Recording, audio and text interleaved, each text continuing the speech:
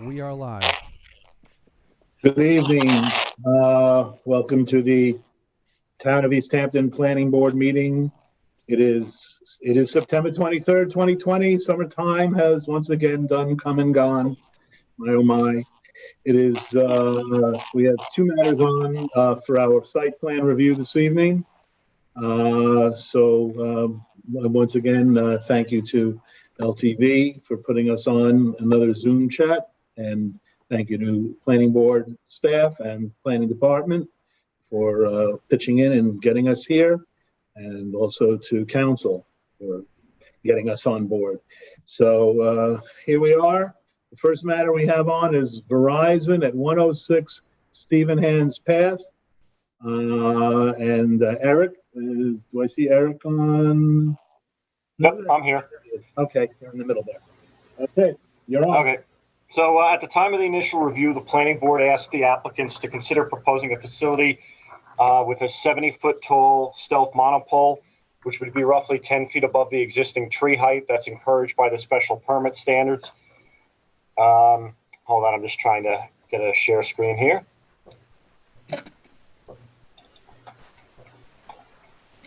Can you see the elevation drawing? Yes. Yes, you can. Okay, I see it. So the applicant submitted an RF engineer report, which estimates the service coverage range for a 70-foot tall monopole and a 120-foot tall monopole. This included in-vehicle coverage and in-building coverage scenarios. And I will show you those maps. As you can see here in yellow, well, I guess I'll start with green are Verizon's existing facilities and the coverage that they have from them. The yellow is a 70-foot tall stealth monopole at the subject parcel, and the red is a 120-foot tall monopole. And this is in-vehicle coverage. And then the next page is in-building coverage, which, you know, due to interference is a shorter range. So basically what they're saying is that the 70-foot tall pole would not alleviate their coverage gaps. They want to be able to link in with the site on Daniels Hole Road by the airport, as well as cover substantial areas of Montauk Highway. They have reduced the proposed monopole from 120 feet to 110 feet as a way of, you know, at least partly or slightly honoring the board's request to see something that was of a shorter height. So they also submitted a visual assessment. This was submitted at the initial review, and they reviewed 21 different locations. So if you look at this list here, numbers 1 through 21 are the ones that were in the original visual assessment. They added another 6. They all have an asterisk next to them. They're 22 through 27. As you can see here, they talk about the visibility on the right-hand column. It would be visible from the town highway department, the town recreational facility, Stephen Hands Path, Montauk Highway, and the residential neighborhood on Huckleberry Lane. The board asked for renderings of both a 70-foot tall monopole and the 120-foot tall monopole in additional locations, mostly south of the highway near Georgia Pond. The applicants have not provided renderings for a 70-foot tall monopole. As previously stated, they feel that this is not feasible to meet their coverage gap, so they did not entertain that request in the updated visual renderings. They did provide, as I said, 6 additional visual renderings. These are from Fernwood Lane at Stone Road, Main Street at Sayers Path, Wainscott Beach, which is the end of Georgia Association Road, Georgia Beach, which is the end of Ocean Avenue in the village, and Fulling Mill Farm Preserve at Briar Patch Road. And to show you what that means, so the black dots number 22, 23, moving down south Wainscott Shore Road, 24, and then 25, which is at the inlet, sometimes an inlet, I should say. And then 26, 27 on the eastern side of Georgia Pond. So basically, according to these renderings, which they won't show up well on the screen here, so I won't bother showing you each rendering, but they basically say that Wainscott Beach is the only place it'll be visible from. The board should determine if there's any additional information required at this time. You have the photographs that coordinate to those. I do. Maybe I should show those at the end. Okay, yeah, if you could bring them up, the new ones. Yeah, I'm most interested in. They're not going to show you much. You know, there's only one location where it would be visible again, Wainscott Beach, and you really, even if you're looking at the renderings in person, you really kind of can't tell because it's so far away. But the idea, or not the idea, but the fact is that the top of that pole would be visible above the tree line. But in the renderings, it doesn't, you're not looking at much. The existing versus the proposed is the same picture. In most of them. I will show them. Yeah, do that, because it's particularly the beach. I'd like to see. Okay. And the other three, I mean, there's only 4 or 5 of them, so, you know. Yeah, I mean, I guess, yeah, before we go, don't anyone get too dizzy here. I'm going to have to scroll through a lot of pages here. There we go.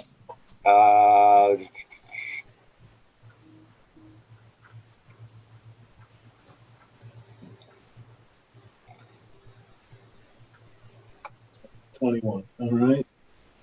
Okay, so these are the new ones. This is existing at Fernwood Lane and Stone Road, south of the highway. Right. This is another. This is existing at Stone Road. It's not visible, so they didn't do an existing and proposed for any of the locations where it was not visible. There was only one where it was visible, which was Wainscott Beach. So, but this is heading south down Wainscott Shore Road. Now we're at Main Street and Sayers Path. Again, not visible. So this is a photo of the existing conditions. Wainscott Beach.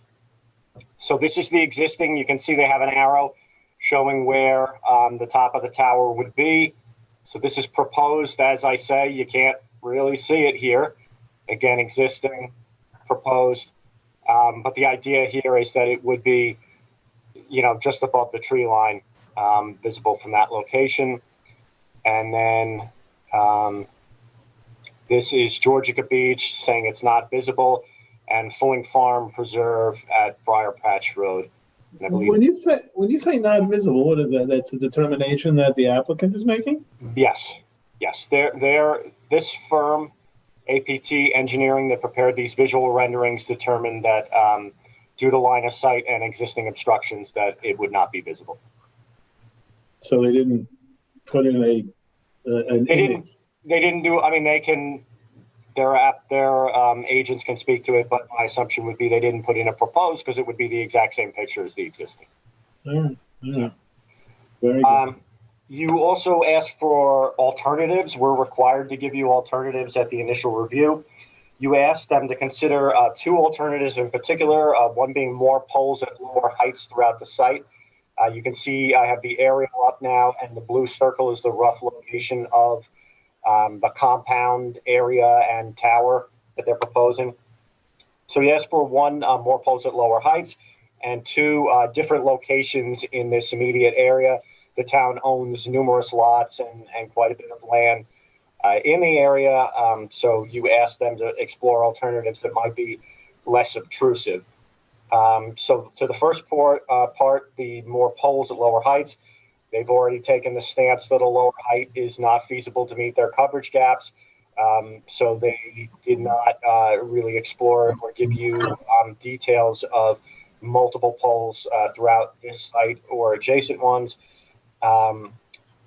They did look at a number of alternative locations within this area. I'm going to zoom out a bit.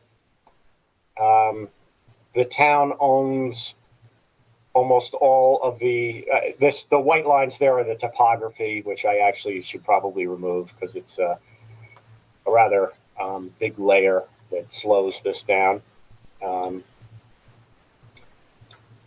But anyway, the town owns most of the properties in this area. You can see the ball fields. The building at the top of the screen is the old Child Development Center of the Hamptons. The town owns that parcel as well. So they did look at some of these other locations, and submitted a report from VHB, which they basically identified that the other alternative locations, many of them were designated as nature preserves, which you can't have a wireless facility on. Many of them would require greater clearing. If it's beneficial to go deeper into the woods here because you're screening the tower and the compound more. But at the same point, in order to get in there, you need to clear more woodland. So they are correct in that assessment. Then they also said some of them were just in closer proximity to Montauk Highway, so it would be more visible from there. And then particularly in the areas up to the north, it would be more visible from the town recreational facility, the ball fields that you see there, which is frequented by the public. So they didn't deem any of those alternatives to be superior to their proposed location, was the finding of that report. So they submitted a comprehensive lighting plan. There's only 2 lights that light the compound area. They did submit a photometric plot, and they're proposing 52-watt LED fixtures. They're much too bright for that application. It's way more than they need, and in fact, it would be blinding, I think, to any technician that was working on that at night. So basically, they could just use that same fixture of a 12-watt variety, and that would meet the code and the board's guidelines. And we recommend that they change the lighting plan to reflect that. So the board had asked for a grading and drainage plans, either on one plan or separate. The applicants, I'll try and zoom in a little bit here. Not going to see really much of the details here, but the applicants, they did not submit a drainage plan. Basically, and they submitted a letter stating that their engineer advised that a drainage plan was not provided, since existing drainage patterns will remain the same and will not be altered by the proposed improvement of the property. Basically, they're not proposing any stormwater control structures, catch basins, or anything of that sort. This is identified as a gravel driveway, which is permeable. They're not near any property lines where you would need drainage control structures to keep runoff on site. Drainage control structures would leach ultimately into the groundwater, just like this design would, where the water would probably mostly be absorbed, the water that hits the driveway, and then anything that runs off would run off into the surrounding woods and recharge naturally. So I do tend to agree with them there that I don't know that this driveway needs drainage control structures, and I don't know that providing that benefits the proposal, its impacts in any way. They did submit a grading plan, which is in front of you right now, for the proposed driveway. There is a slight rise from their entrance up to the site, but it never exceeds a 6% pitch, so it's not there's no real grade issues there. The only issues we have with this plan are that they just identify the driveway as gravel, and then you can see that differently colored area at the beginning of the driveway is the construction entrance. There's no profile of the driveway or the construction entrance, which identifies what that gravel is going to be. Is it going to be quartz gravel and of what size? We would recommend clean quartz gravel. And also, it doesn't identify the substrate or the base that they're using.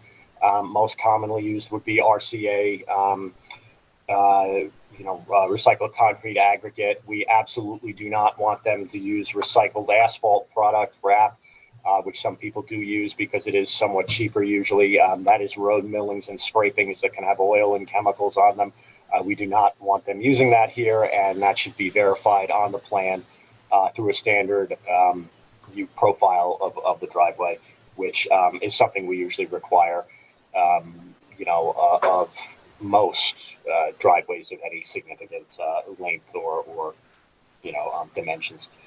So they've also submitted an RF engineers report. They're in compliance with FCC regulations. They have approval of the Federal Aviation Administration, which was also re-upped, renewed recently. So basically, in conclusion, the board should determine if any additional information is required at this time. particularly as pertains to visual impacts.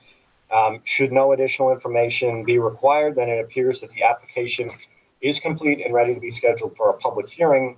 But once 2 items are submitted, an amended lighting plan that has a lower wattage or less bright fixture, and what I just spoke of, the information pertaining to the driveway composition through a standard driveway profile are submitted.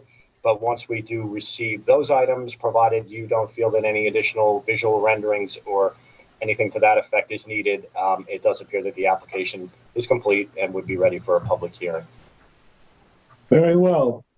Okay, the applicant is on the line, I presume? Can we ask Eric questions? Let's, I want to try and, do this in a more streamlined fashion. Let's have the applicant put on his presentation, and then this is Ed's application, and once we're all gonna, because we're all gonna go at bat on this. Randy, is that all right? Well, so we can ask Eric questions. Yeah, let's hear from the applicant, because maybe that'll answer some of the questions. All right. Good evening, everyone. Denise Vista with Amato Law Group. I'm here tonight on behalf of New York SMSA Limited Partnership, doing business as Verizon Wireless. Thank you for having us this evening. As Eric mentioned, he went through basically all of the documents that we had recently submitted, which was quite voluminous. We understood the board's concerns regarding the height, visibility, environmental, and we believe that in the substantial amount of materials that we submitted responds to all the questions. So I just want to point out a couple things. As Eric mentioned, we did reduce the height of the pole to 110 feet. That was basically a concession. We are not able to reduce it to 70 feet. The tree height in the area was confirmed to be between 60 and 65 feet.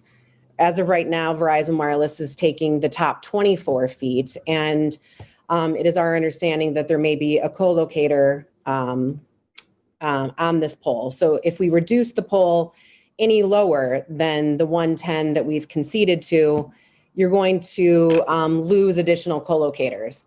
And now that we know that we do have a potential co-locator, which would be AT&T, frankly, we would like to keep it at the 120, but again, as a concession for, visibility or potential visibility concerns, we would reduce it to the 110 feet.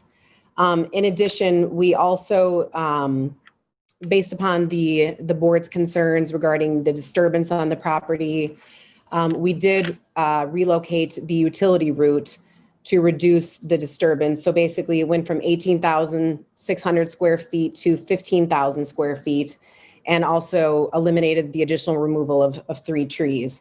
And we slightly shifted the equipment compound to avoid any sort of additional impact to the wetland on the west. So with respect to the visibility, we heard the board's concerns. As Eric showed you, we had submitted an additional photo sims from the various points of which were requested. And I know, Mr. Chairman, you said that these are prepared by the applicant. They are indeed prepared by the applicant's consultant, and it's based on a modeling software. So if the pole cannot be seen in the viewpoint, then a photo sim would not be prepared. Now, with if I may, that's troubling, because I understand that, there's a computer. I guess what you're saying is that there's a computer that makes this decision, and that therefore we don't get to see the visualization. And am I right on that? Is that the way it shakes out? Well, you're not seeing the visualization, as you said, because there's nothing to see. There's a letter of methodology contained within the photo sims that basically how it is prepared. We're not trying to pull a fast one on anyone. What you see here will be what you see once the pole is built. Now, with respect, there's no way to insert the pole, even if it can't be seen. Because I kind of think the board should be the judge of whether it should be seen or can be seen, rather than what amounts to what it sounds like amounts to a computer program or a video program or something. It just seems like what's the purpose of our asking? Well, Sam, I think it literally can't be seen. That's why we didn't Yes. You said like put a picture of the Eiffel Tower in spring, like, you know, the view of the Eiffel Tower from Springs, you couldn't see it. So, Well, I still wonder whether that's something that we shouldn't be said. But you're telling me it's a computer that makes this decision. Well, that's. Well, it's a software, yes, like any other software. But for example, so if you're taking a look at photo 25 here from Wayne Scott Beach, a photo sim was prepared. The naked eye cannot see the pole in this picture. Now, I've blown this up on my computer to 600%. I still cannot see it. So what you're asking basically is depicted here.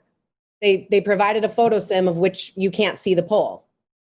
All right. I wanted to get an understanding because until you just said that it was again, I keep shortcutting by saying. No, understood. And that it sounds like they go, oh, they can't see it. Next. So, all right. I don't think it's, Sam, I don't think it's that kind of judgment. I mean, I spent some time with these photographs and I kind of drove around today looking at these points of view myself.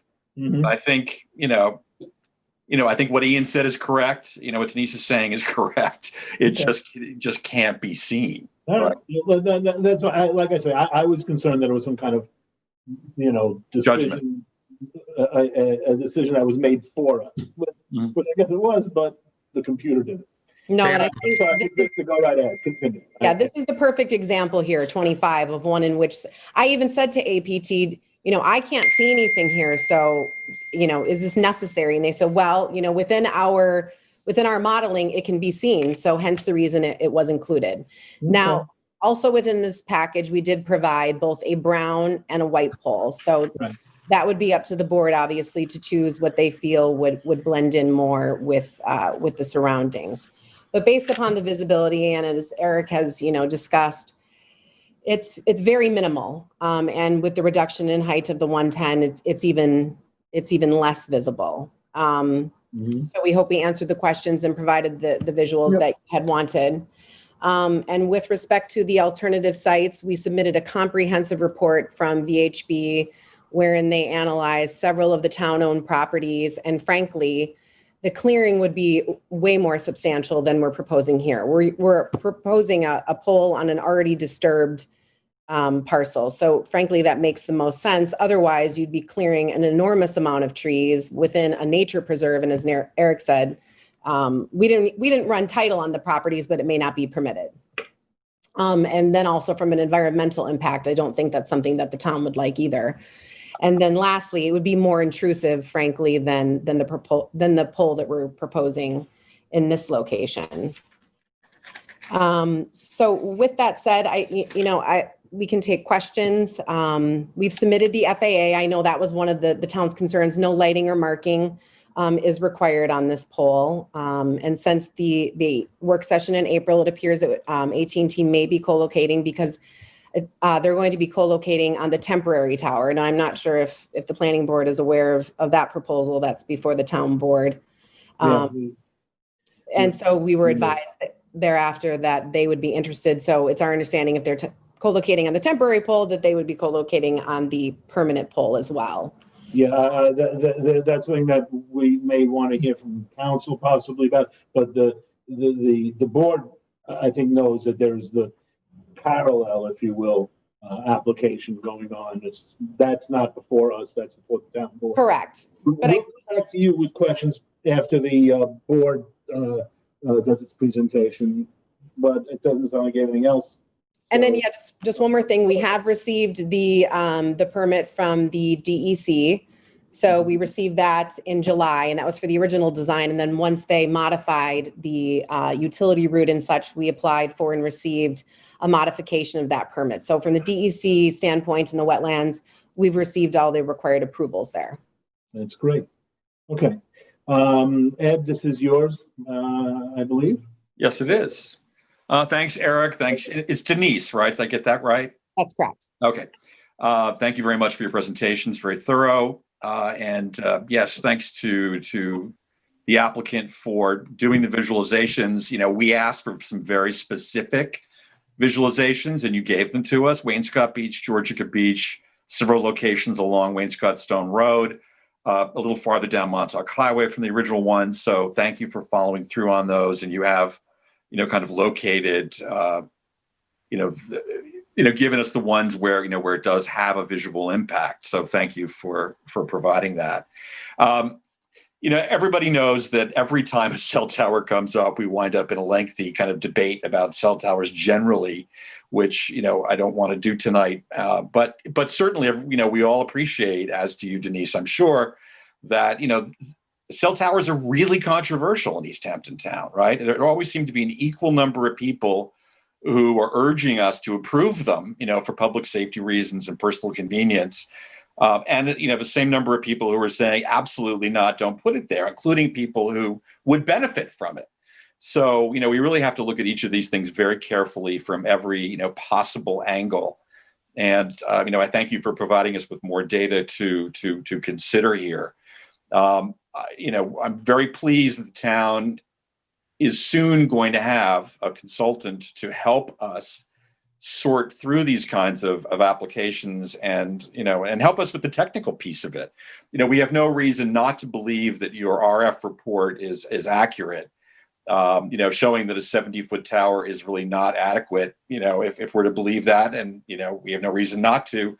The impact of a 70-foot tower, according to your plan, is really not significant.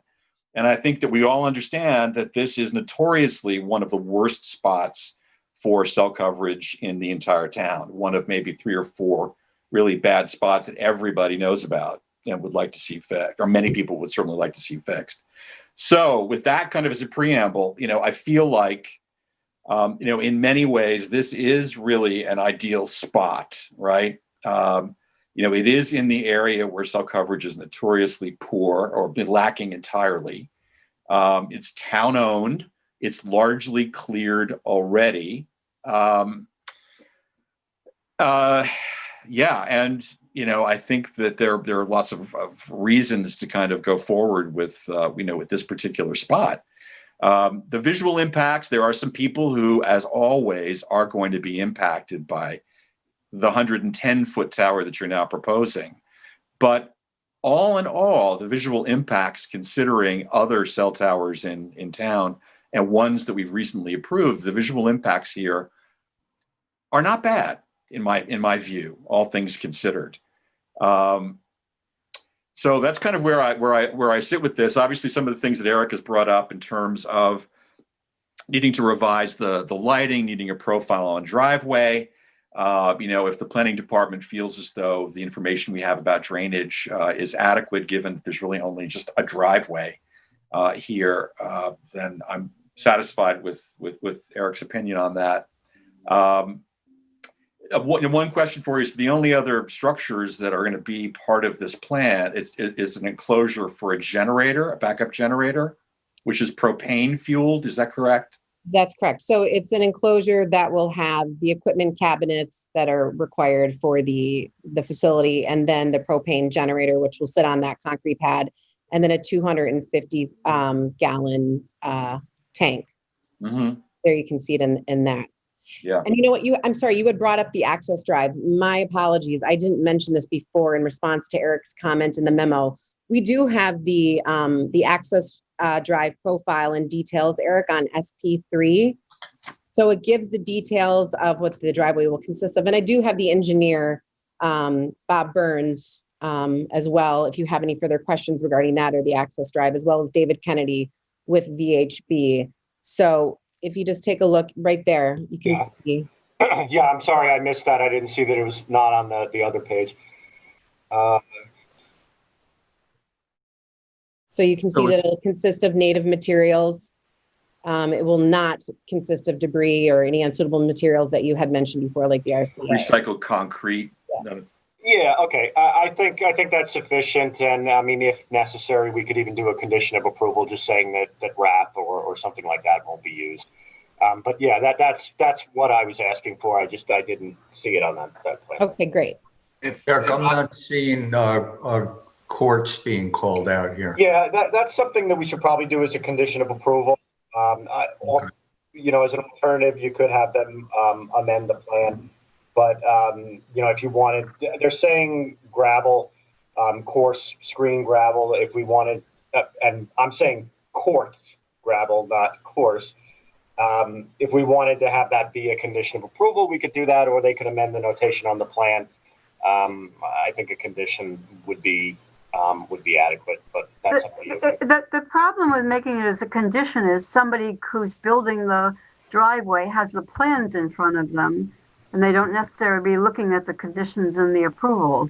So we sometimes wind up with things that we weren't looking for because people were building things that's right. in accordance with the plans. It has to be on the plans because and when the building inspector, they don't look at the approval, they look at the plans also. That's really the surviving document that needs to be the map of the approval. Denise, the reason is the chemical interaction with bluestone. I don't think you're proposing it, but we sometimes are very explicit that we don't want bluestone and we want crushed quartz because it doesn't interact with the water. Maybe Bob Burns, like I said, the engineer with APT, maybe you could just respond and let them know what we would be using here. Yeah, if I may, for the record, my name is Robert Burns. I'm a civil engineer with APT Engineering.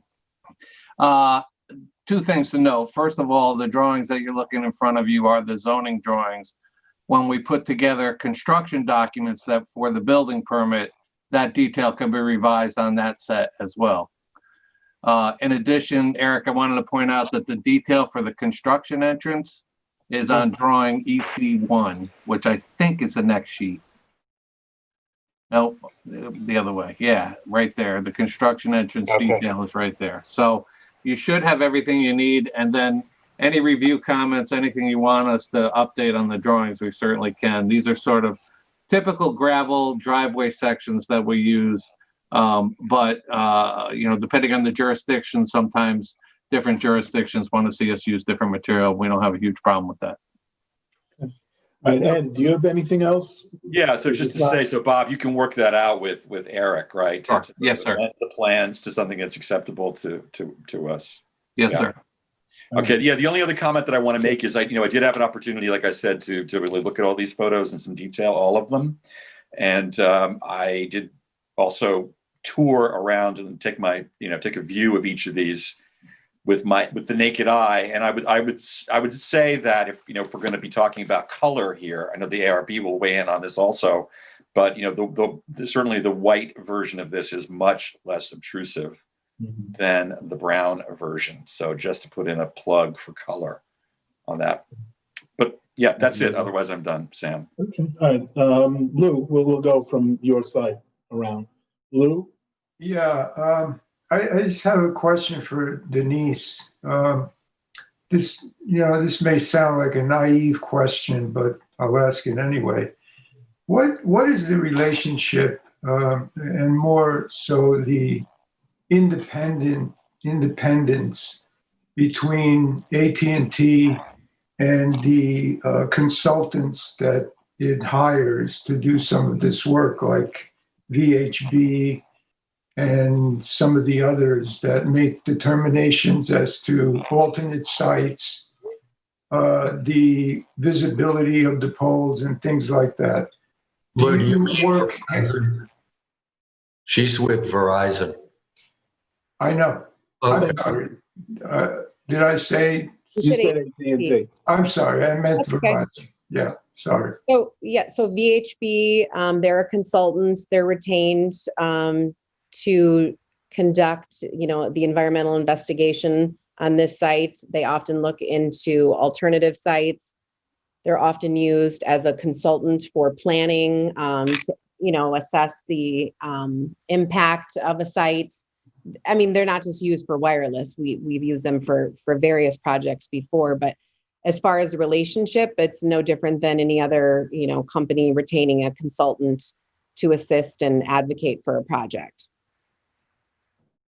To advocate. Question? Yeah. So when you say Yes, if they can. So you don't tell them, okay, laissez-faire, go ahead and do your job. I shouldn't say. Tell them advocate for what we want. No, let me take that back. I should not have said advocate, because there are, times when consultants can't advocate for us. They don't necessarily agree with the project. So let me take that back.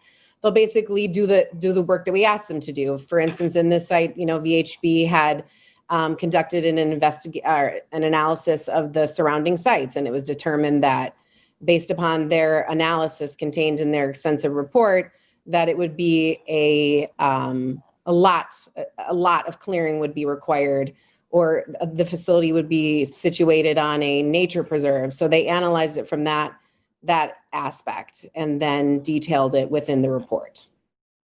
Okay. So. All right, as far as my opinion on this application, from what the information that has been presented to me, both by the town planner and the applicant itself and the consultants that it used, I don't see a problem with it. I think the visual impact is minimal from what I gather. I agree with Ed on that score. As far as the other environmental factors, I don't think there's anything egregious or anything that is alarming to complain about. So, in my opinion, I'm for it as is. Very good. Thank you, Lou. Ian? Yeah, I don't have much to add. I think that Ed covered it very well, and Lou too. I'm supportive of the project. My only concern was the drainage, but I do think that the explanation stands, and I'm okay to move forward. Thanks very much. Kathy, you're up. I don't have much to add. The drainage, am I unmuted? Yeah. The drainage was my main issue also. And the visual renderings, I think that, the making sure the plans reflect the proper covering for the driveway.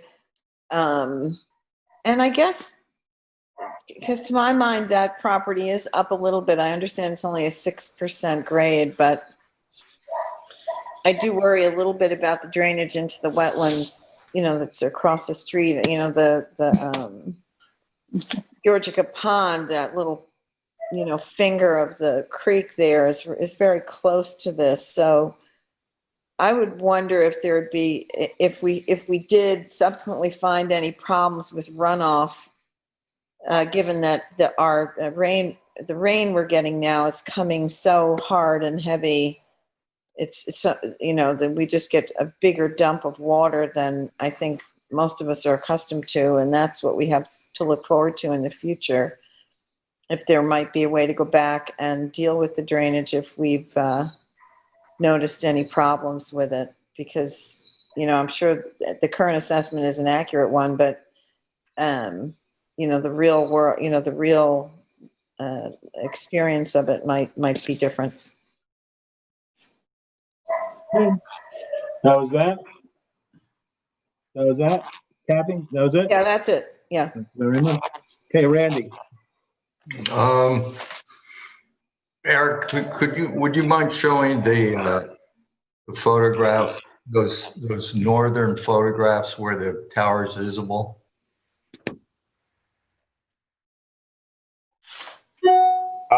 So the ones that they identify it being visible from are, well, I'm not going to be able to remember each number, but from the town highway department facility, from the town recreational facility and playing fields, from a spot on Stephen Hand's Path, a spot on Montauk Highway, and from Huckleberry Lane, which is the residential neighborhood to the northeast. And yes, I will now zoom as best I can to each one of those spots. So I see photo 6 is the first one.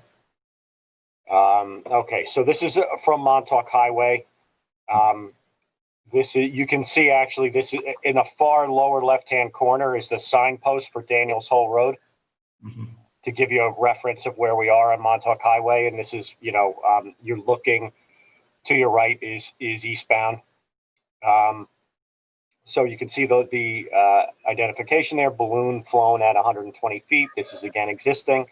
That's proposed. You can see it just, if you see my cursor here, the little hand, it's Oh, yeah. just poking over the tree line, and I will zoom back. And then if you look at that little red circle right below it, that that rendering of a white unipole, and then I believe they also provide brown here. Mhm. But Eric, the balloons were floated at 120. Is that correct? That's correct in these photos. So it is. They are now proposing it 10 feet shorter. Or excuse me, they updated this. I'm sorry. You can see it even identifies it in the lower right hand corner as 110 foot. But I think the balloon photograph is at 120.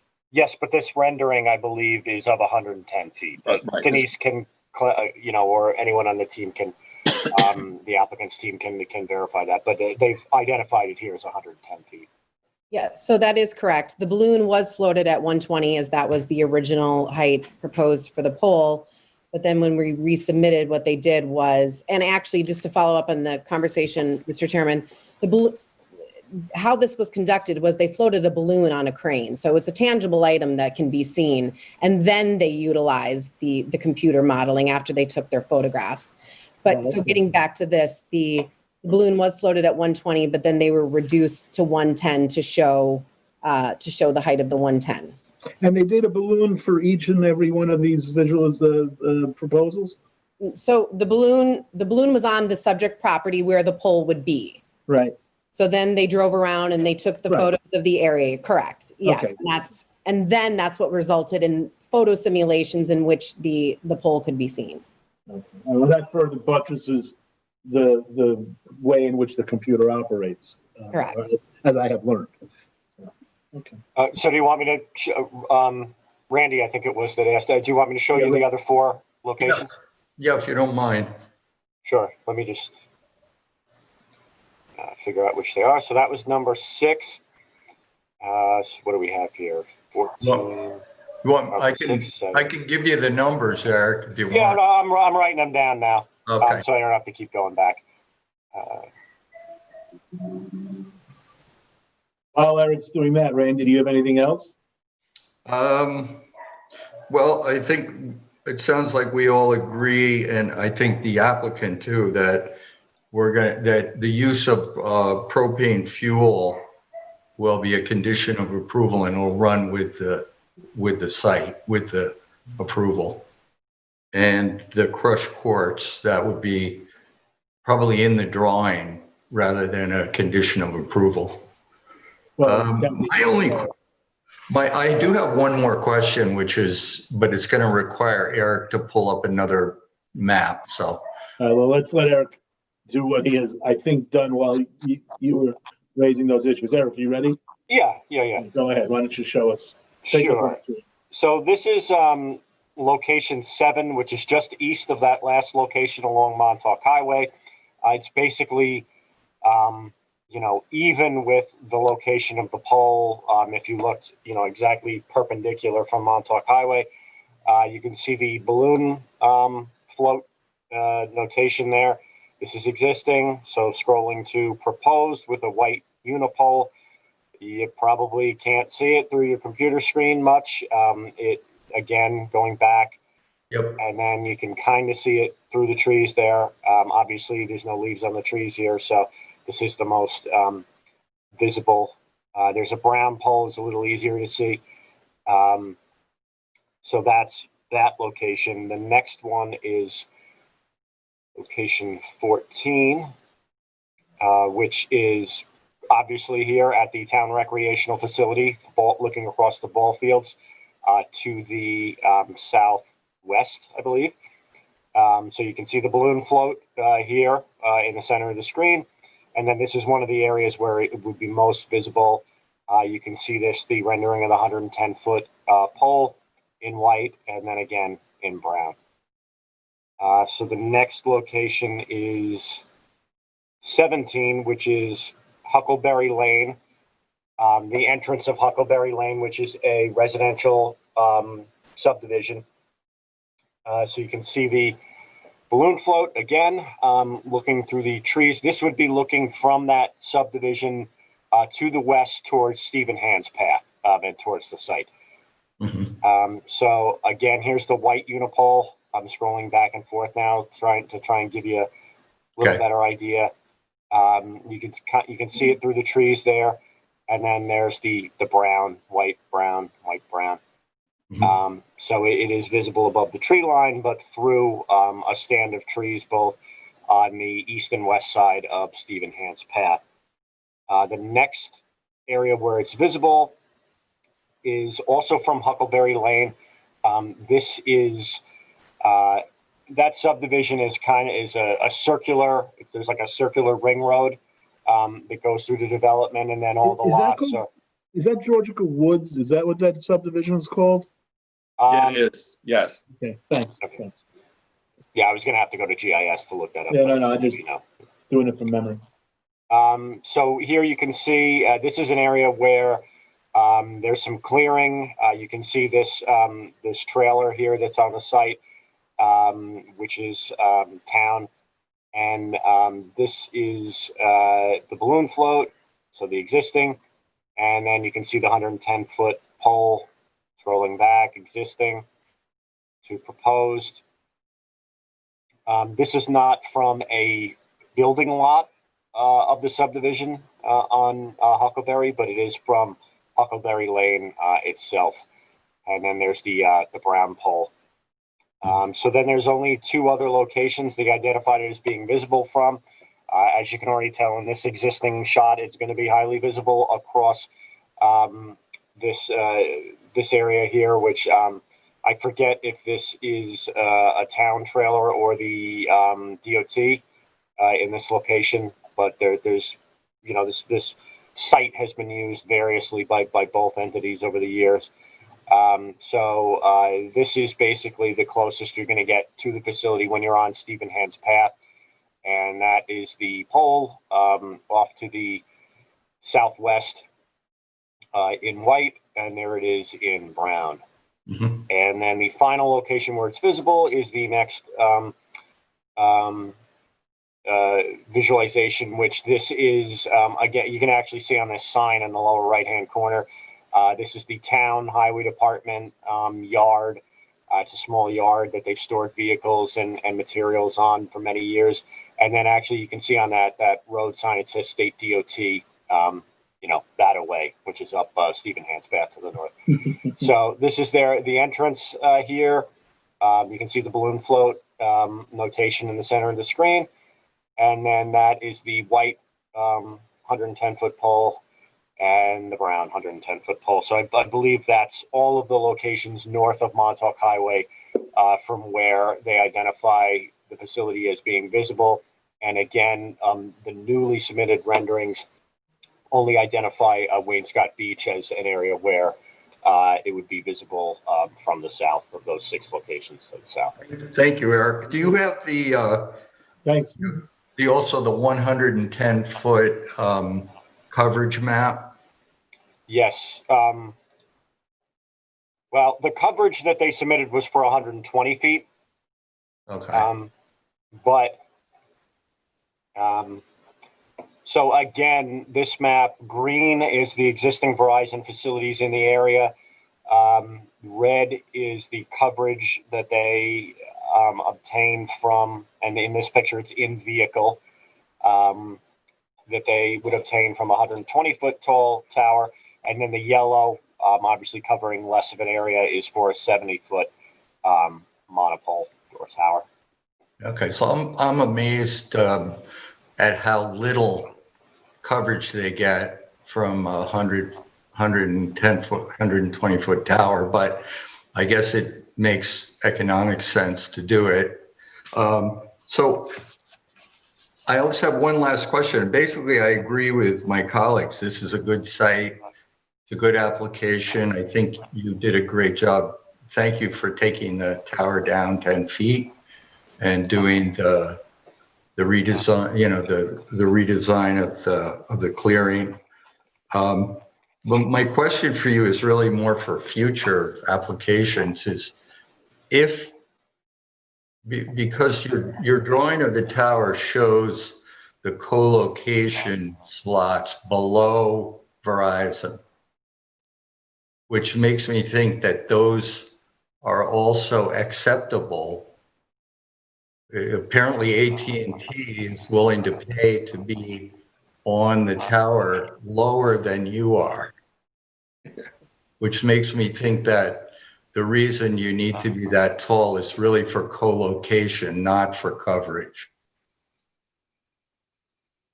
Well, the previous map shows 70 feet, shows how much more limited 70 feet is. So, Yeah, but why does AT&T want to be on those lower slots? how many feet up would you're presuming AT&T? It could be T-Mobile or somebody. Well, she said that AT&T. Oh, yes, you're right, right. So, well, So do that as me, a competitor. That's my question: is the height being driven by co-location or coverage? And why would another carrier want to be? I don't know. It looks to me like 20 feet lower on the tower. Sure. So the answer to that is twofold. One, the height of the poles are often driven by co-location for the reason that most municipalities don't want the proliferation of towers. As I believe it was Ed who had mentioned that these are often very controversial, and for that reason, because of visibility. So we try and limit it by having co-locators. Now, we did reduce the height of the pole to 110, but what's optimal here is 120 for that reason. And as you know, this is town-owned property, so the ownership of this pole will transfer to the town. So this isn't money that Verizon would be receiving. Stop. Sorry, barking dog. I thought it was something I said.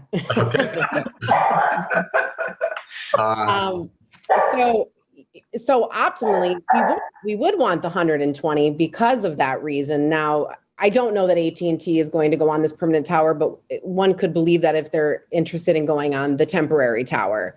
But there's also T-Mobile, and I'm not sure if you've heard about Dish, but they're also ramping up. I'm not sure what their possibilities are.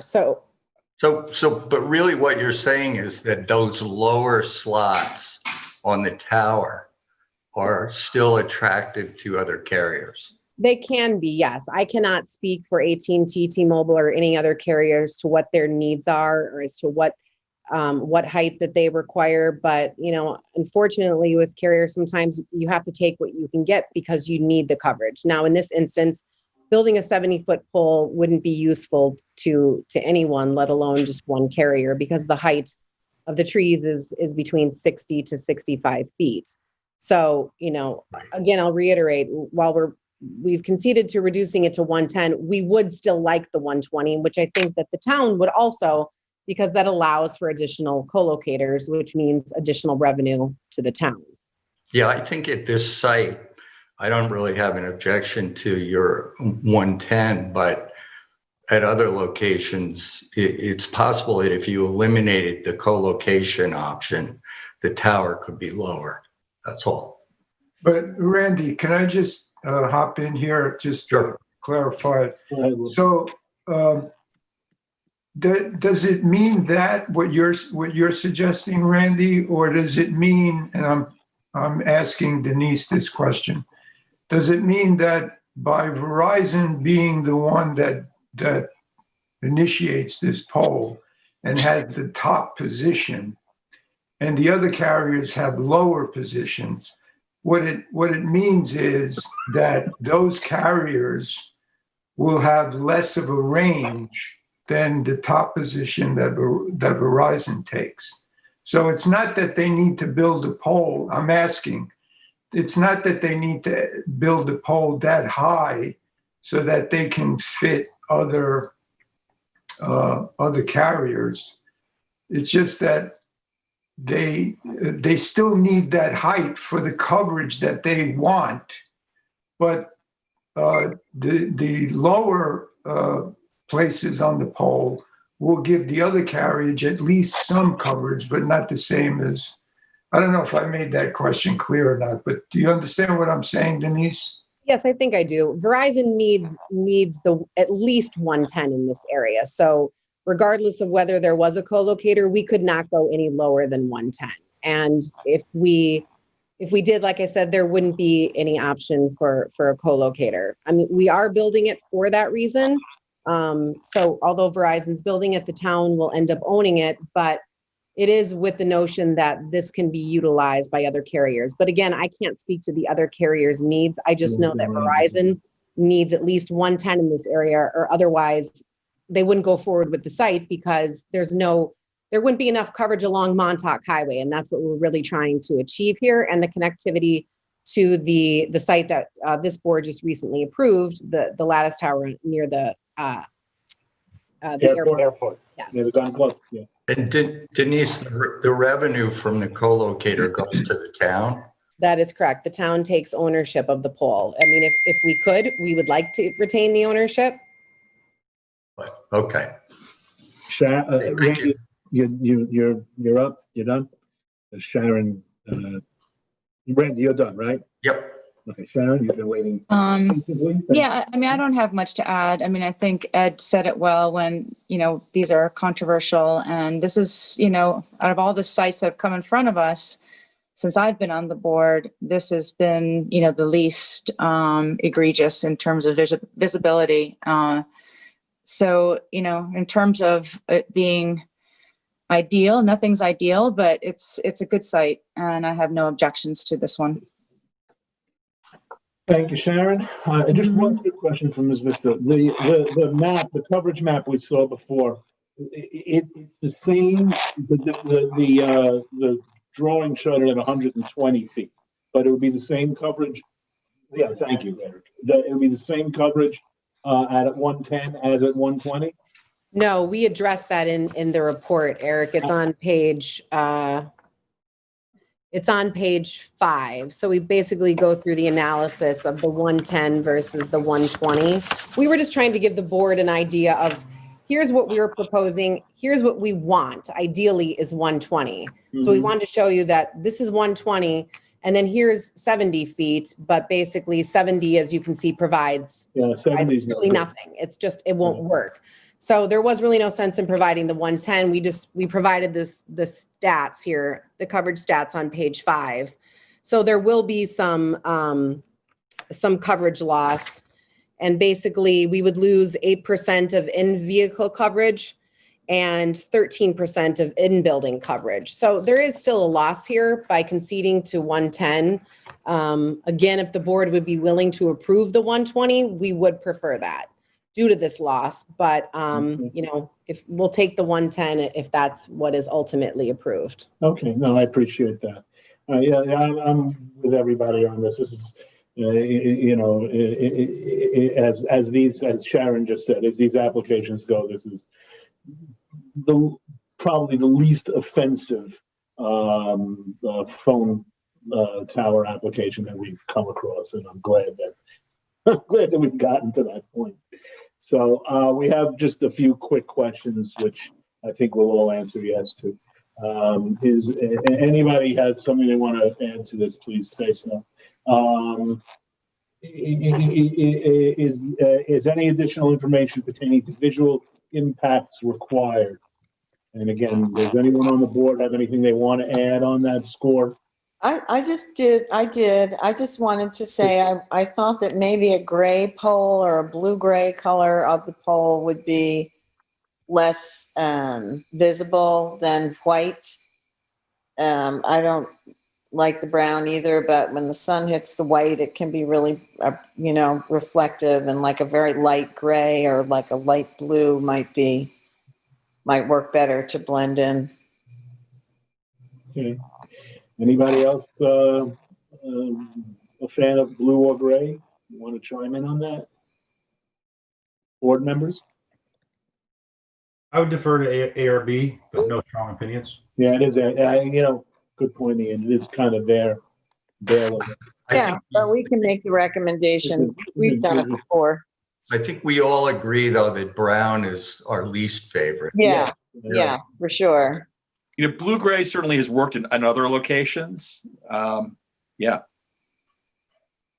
It's over a mile from the airport, and I know you got an airport letter a while back. long ago, so. Okay, well, we can, when we get to the point of, our final discussion on it, we can raise that issue.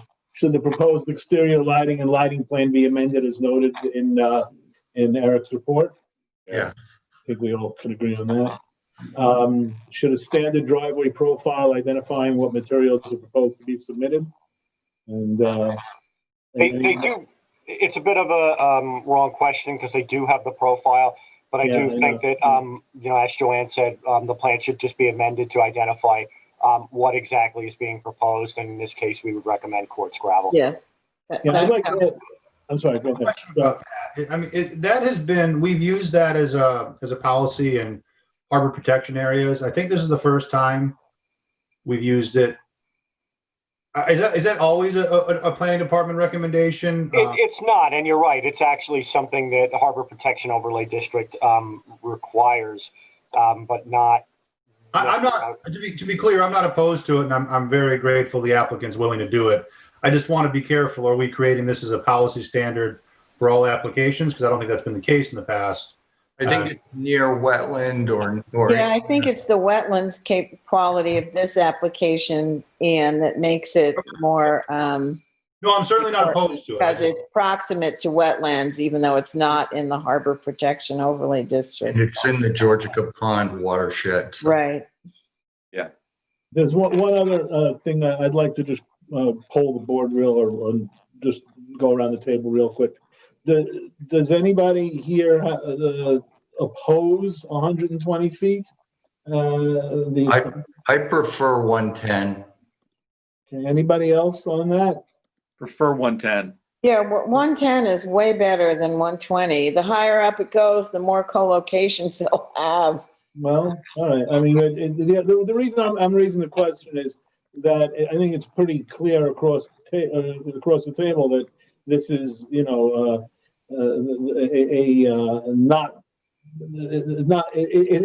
it's a generally acceptable whole proposal, and so if we and the applicant is interested in it being 120, but I want to get a sense of how supportive the board is. So sounds like we have 1, 2, 3 who are against it.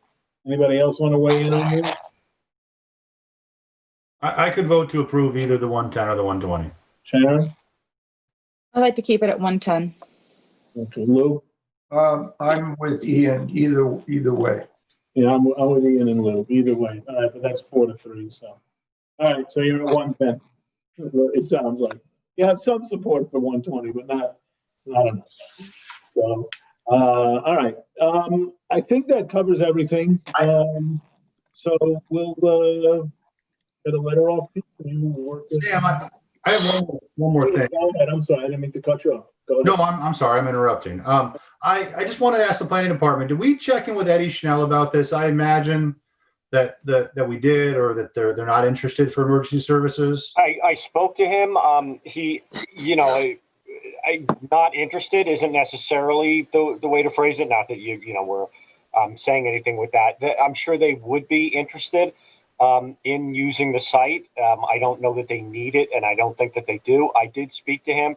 By the applicants here are proposing a stealth monopole, which is a design that has all of the antennas and cabling in the interior, just like the one that was approved a couple of years ago for AT&T over at the town landfill. That's why I'm asking. Yeah. So based on the design of this pole, Eddie Schnell from communications for the police department, the equipment that they use, which is usually dishes and things of that sort, can't be externally mounted. So I did speak to him directly about it, and he basically said, I can't use this design. We have generally in the past supported and encouraged the stealth monopole design because it doesn't have the exterior armor rays that increase the visibility of the tower.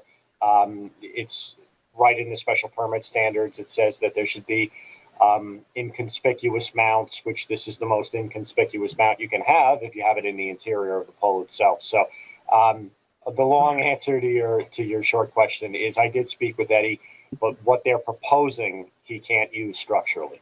But I understand that. think it's more than that. I think we talked to them early on and they said they weren't interested. Yeah, we had actually reached out to Mr. Schnell as well. Rob Monteleone, who's a consultant with Verizon Wireless, is on this meeting as well. And he spoke with them, and I believe Eddie advised that it is not a site that they need at this time. Yeah, they don't need it, that's for sure. For their own coverage purpose. Yes, they have the emergency communications upgrades were approved and funded by the town board recently. That plan and that network was developed without need of this site. That's great. Can we just, I totally believe that and makes sense. Can we just formalize that process to make sure we have something in writing?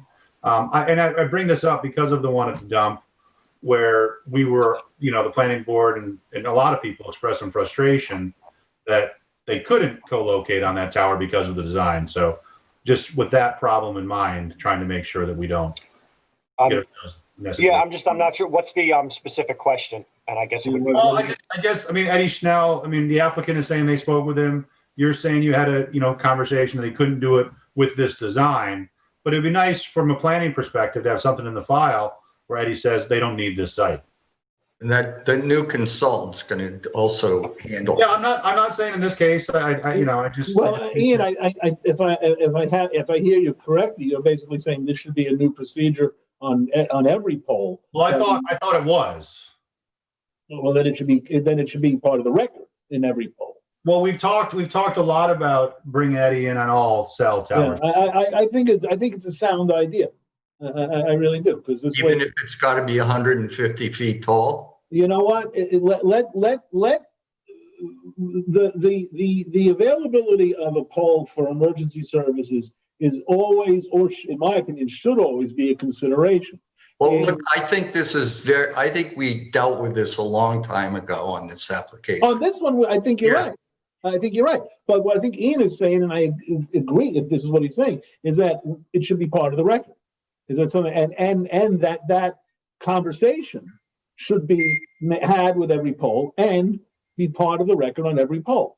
Because that way we know whether or not a particular poll, wherever it might be in the town, is good or not good, or useful or not useful for emergency services. And that way, that conversation, or that consideration. Perfect job for the new consultant.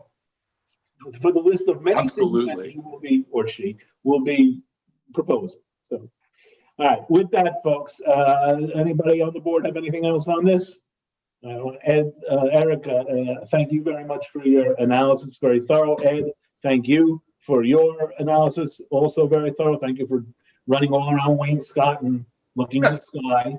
And Ms. Vista, to you and your team, thank you very much. This has been a very comprehensive application, and I'm glad that it's moving in the direction that it is moving. We are too, actually, but before we sign off, just one question though. So I understand the board wants to proceed with the 110 feet. Would the board be amenable to an extendable pole?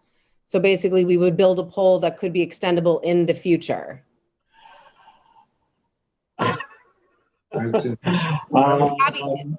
This is something, again, I just want to reiterate, this is not revenue for Verizon, it's revenue for the town. So I just want the board to be, aware of the options. If it's not something that they're interested, then understood, but we just want the board to be aware that that is an option. How would it all of a sudden grow from 110 to 120? What would be the conditions that would allow that to happen? I could have Bob Burns speak to that. I mean, it's obviously the way that it's designed. I would have defer to Mr. Well, that's more of a business question than a technical question. I mean, technically, I suppose you build, I don't know, a cantilever or something, and it, grows. But what would be the impetus for Verizon to raise the tower to 120 feet? Sam? Well, that's another, I'm sorry. I think at this point, given that the board's inclination is only to approve 110, I think the discussion of an expandable pole, which would, It's a whole new conversation. It is. It seems it's like a new application to my mind. And I think we should, in the interest of time, move this along. I mean, if the applicant wants to go back at some point and come back to us and say, we'd like to expand it, put an expandable pole here, we can deal with that then. But I think we've finally gotten to a point here where we can move this to public hearing that I think, we're getting closer to moving it to public hearing. I think you're right about that, Kathy. And, I'm just curious as to what would be, if we are going to go in that direction. What they're saying is if we're open in the future to 120. Yeah, I understand the point, but I'm not sure we are. And I think we're on the cusp of getting some professional help and guiding our evaluations of these things. And I think, throwing this in now is complicating the issue. Understood. Listen, like I said, this was something that we thought that the town would be interested in due to the revenue, but if I get it. I think it may also be under the theory of it can't hurt to ask. I don't know that our approval really is very much different. If they build a pole that's 110 feet, that theoretically the future approvals could be 120, or if it's 110, it could never be bigger. So I'm not sure if the applicant really needs a direct answer on that from us. I think you're right, Ian. I think you're exactly right. It's a different pole. No, well, I know, but what I'm saying, Randy, is they can make the choice whether they want some possibility for future expansion should approvals be granted. That's up to them. You mean Either way, we're approving 110. I don't think them doing that really gums up the works here. It's an engineering question and a business decision. So you're saying they could build an expandable pole? Yes. At 110, and why not? Well, because right now we're approving a pole of 110, and we still would. I think you might even be raising a segmentation question because I know it's kind of far-fetched, but all of a sudden a 110 pole is going to become a 120 pole, and that's going to have to require a whole new application. So yeah, I'm finding this, the potential of it to be higher. Complex. I think, the plans as submitted are for a, 110-foot pole, and we're going to be noticing this for public hearing. We're going to be getting comment from the public on a 110-foot pole, not an extendable 110-foot pole. Yeah, I think the application. I get the idea that, it's in terms of the, engineering for the, constructing the thing and the, the generator and all the rest and the, the other elements of site plan would be the same. But I think we worked hard to get it down from 120 to 110 and the applicant agreed to do it. And I think in the public interest, I think it complicates it in a way to say, well, what are we looking at here? 110-foot pole or 110-foot pole that can extend to 150 feet? I think it's a different application. I thought you were the streamliner, Sam. Well, I'm trying. Thank you, Randy. You are? Or are you opening cans of worms? No. I'm not the one who asked about an expandable pole. But I was curious about what the parameters would be, and the more I'm thinking about it, the more I'm thinking that really what you've got are three different types of poles that are being suggested: a 110-foot pole, a 120-foot pole, and a 110-foot pole that can become a 120-foot pole. The application that we've got now is for a 110-foot pole, so that's what we should really, I think, we should go to public hearing. If the applicant wants to change that and make it a 110 to 120 potential. And it's a modification, and they make a modification to the application. I think that's the way to deal with it. I think that's the way to deal with it. So I think this also, since you've heard that the sentiment on the board is for a 110-foot pole, I think we should look, Ms. Vista, if you guys want to come back with that as a possibility, welcome to try it. But I think you've heard there was a 4-3 margin of people who favored 110 over 120. So I think that we should move on as though it's going to be a 110-foot pole. And if, like I say, if you want to suggest something else, it's only going to slow down your process. And I don't know if you want to do that. So. No, we'll submit the revised plans as requested. We'll proceed with the 110, and we thank you for considering it. Very good. Okay. Like I said, on the theory of it can't hurt to ask. So, Sam, yeah, just for the board's benefit and the applicants very quickly, Based on that, we will wait for the revised plans regarding the lighting and giving detail on the driveway. Once those are received, we will bring it back in front of the planning board with a EAF part 2 and 3, and anticipating a negative declaration would be made by the board. And then we'll move forward towards a public hearing. Public hearing. Yep. Yeah. Okay, everybody. Thank you all. And I'm glad that we've made some real progress on this tonight. Well, appreciate Thank you very much. Take care. Have a good evening. Okay. Thank you. All right. Next, we have a site plan special permit evaluation for 44 3 Mile Harbor Road. And Marco, this is yours. So, is the applicant on the line? Oh yeah, I thought I saw Ms. Glazer on the line.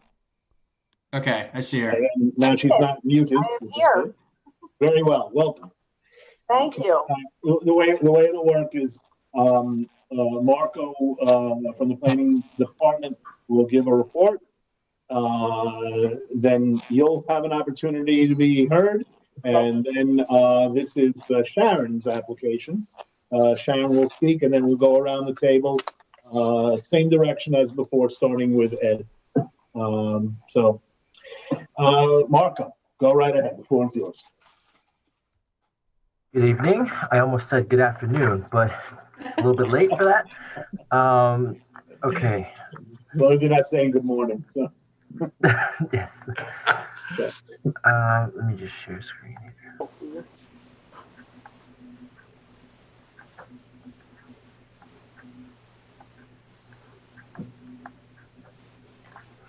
So an application has been made to demolish the existing structures and construct a new 2-story mixed-use building with a total square footage of 21,613 square feet. This includes a 11,026 square foot first floor with a retail store and loading dock, a 11,000 square feet 11,022 square feet second floor containing roughly 5,000 square feet of office space and roughly 4,000 square feet of workforce housing. There is a staircase and elevator of roughly 1,300 square feet that is also included in the floor plans. It's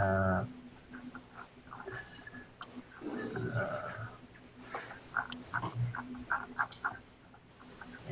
little better. Let's see.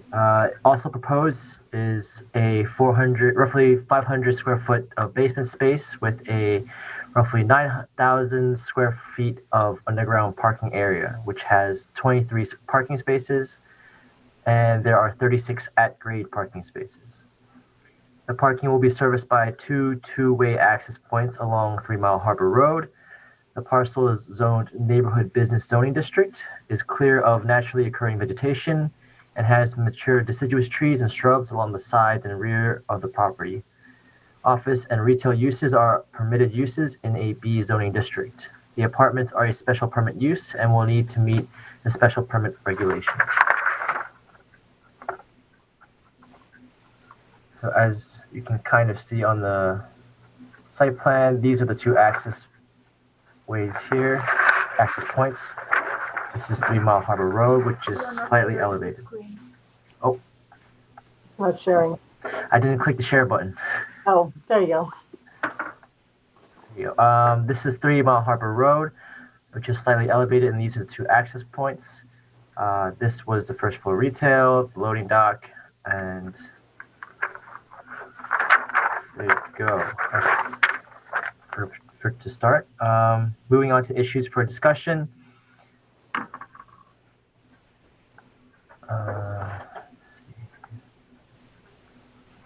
The maximum permitted building coverage is 40% of 13,985 square feet, and the proposed 11,026 square feet building complies with zoning.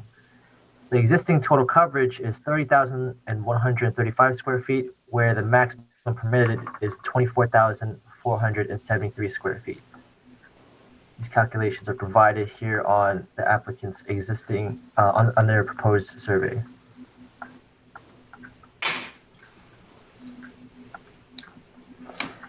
The new application indicates that the proposed coverage is 32,542 square feet, which is expanding the existing non-conforming coverage. The building envelope depicted on the site plan does not take into account the requirement that the side and rear yard setbacks must be doubled where the side borders residence districts as per 255-11-10, as specified in Note 7, except for yards bordering a residence district, in which case the figure shall be doubled. Figure shown shall be doubled. So to illustrate that, the residence district is all across these sides, on the northern side, the eastern side, and the southern side. And this dotted red line, I believe, is the setback set they've illustrated here.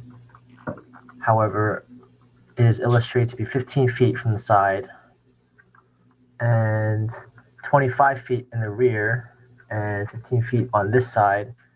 And so those figures should be, therefore the setbacks for the principal and accessory structures are doubled to 30 feet on the southerly side and 50 feet on the easterly or rear side. A small portion of the existing building is pre-existing, non-conforming with regard to setbacks on the northern and eastern side. The proposed building is orientated to be parallel to the western property line, 3 Mile Harbor Road, and a significant portion of the building falls within the 50 rear yard setback requirement and would require a variance from the Zoning Board of Appeals. Similarly, a significant portion of the building will fall within the 30-foot side yard setback requirement along the northern side of the property, and that would also require a variance.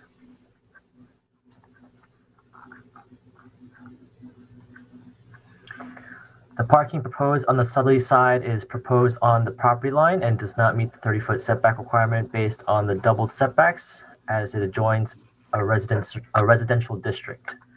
So this line in particular. The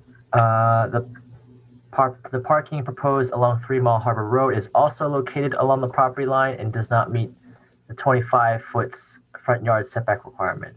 The property line runs along this edge here, and as you can see, parking is proposed along that line. The board would have the ability to relax these setbacks pursuant to Chapter 255-6-63 if it found that this was in the interest of good planning. The standard for such is also attached. It is noted that the town code encourages, and it has been a planning board policy, not to place parking directly along the road in front of the building. Moving on to underground parking. Underground garages for commercial structures are not consistent with the surrounding character of the area with other commercial development in the town. Presently, the size of the building is tempered by maximum building and total coverage restrictions, which include parking areas. Providing parking below grade for commercial projects would allow for greater development. Underground garages are not consistent with Goal 1 of the town's 2005 comprehensive plan and states that the East Hampton's rural and semi-rural character should be maintained and restored where necessary. This is the depiction of the underground parking. And it is serviced by this roadway here.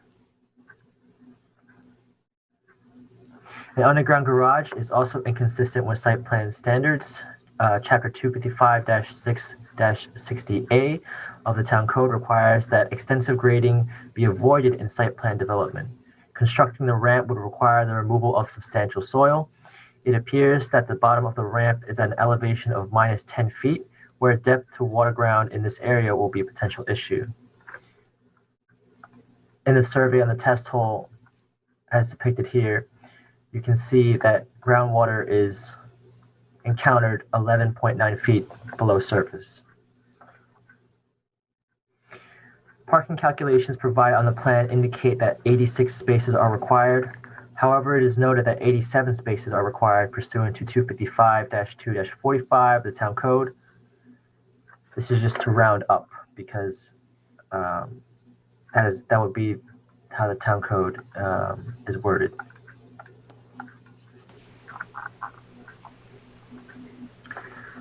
$49 for the retail use. The breakdown is as follows: 49 for the retail use, 30 for the office use, and 8 for the housing units. The plans show that only 59 of the 87 required spaces are being provided, 36 at grade and 23 below grade in an underground parking garage. This would result in the requirement for a significant variance from the Zoning Board of Appeals and a shortage in parking. The planning department has noted that certain parts of the aisles for the vehicle parking at grade and underground are fairly narrow and can make turning difficult for those maneuvering within the lots. Upon review, certain spaces at grade and an underground parking lot do not meet the proper design requirements pursuant to Chapter 255-11-43, subsection C, which is attached to the memo. Under the design requirements, all aisles within parking areas shall have a minimum width of 24 feet when the parking spaces are at a 90-degree angle on the aisle. So, what is the discussion here is that the building goes up to roughly here, and there are a couple of spaces that are quite close to it, and the distance between them is under the 24 feet as in the proper design requirements. So a couple of spaces at grade and some spaces underground, which has the same issue of the width of the aisle. It is stated 18.5 feet here in between these spaces. That would not count towards this parking spaces. So other widths are recommended if parking spaces are proposed at different angles, as mentioned further in the code. Given the aforementioned, it appears that at least 4 of the proposed spaces at grade level and at least 12 spaces within the underground parking do not meet the 24-foot width requirement for the parking aisle. This would result in a lesser number of spaces provided in addition to the proposal's current offering that does not meet the minimum parking requirement.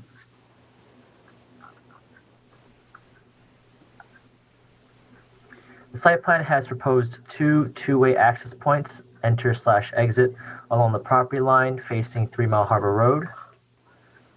The northernmost access point will be located in close proximity under the minimum 75 feet as determined by Chapter 255-5-40G, which is attached to the memo, to Oakview Highway and Jackson Street, and will likely cause conflicts with traffic and safety with issues with turning movements. So the property, this is the northern side, and the access point, of course, is very close to the edge of northern side. And if I share, this picture is also in the memo, but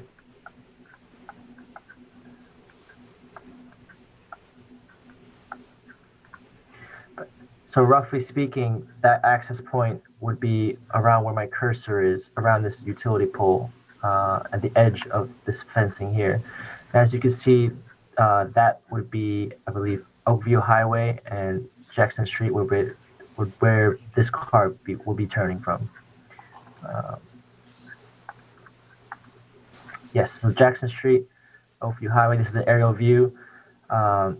The access point in the northernmost would be roughly here, which is far under the 75 feet as determined in the town code, and would likely cause some turning issues and some safety issues.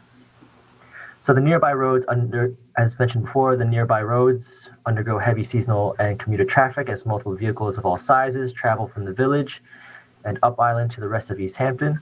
The planning board may wish to consider asking the applicant to consider one access point, preferably on the southern side, to maximize the distance between the drivers and traffic intersections.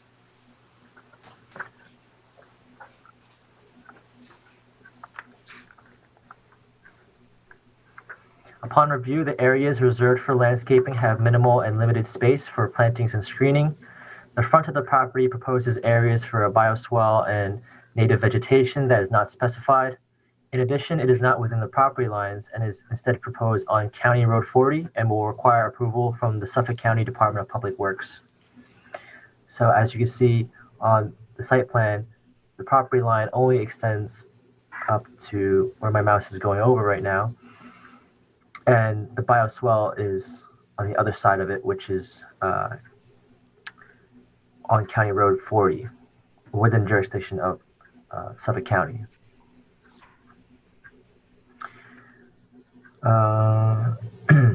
An artist's rendition also includes plantings on the roof and wooden planters near the front of the building.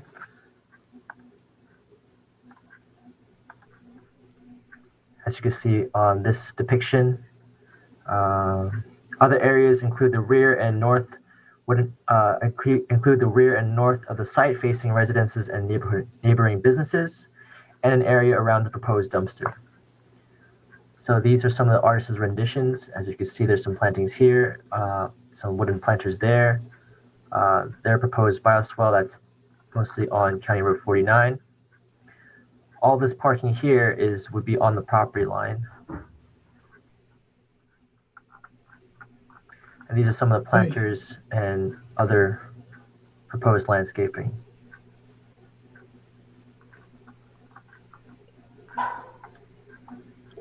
All right, I think.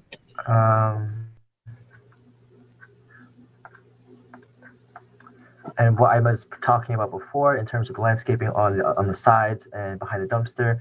So there's a planting area here, which is at grade, and there's supposedly new planting areas along the sides here. The applicant should specify the type of landscaping proposed and provide a narrative on how they will maintain their landscaping, given that there's a small concrete wall that separates them and an area around the dumpster that is elevated and appears isolated. So what this is really saying is that there's about, I believe, an 8-inch lip concrete that goes along this way that kind of isolates these landscaping areas, and this new planting area that I believe is at grade and doesn't show any clear indications of how that'll be accessed or maintained in any way.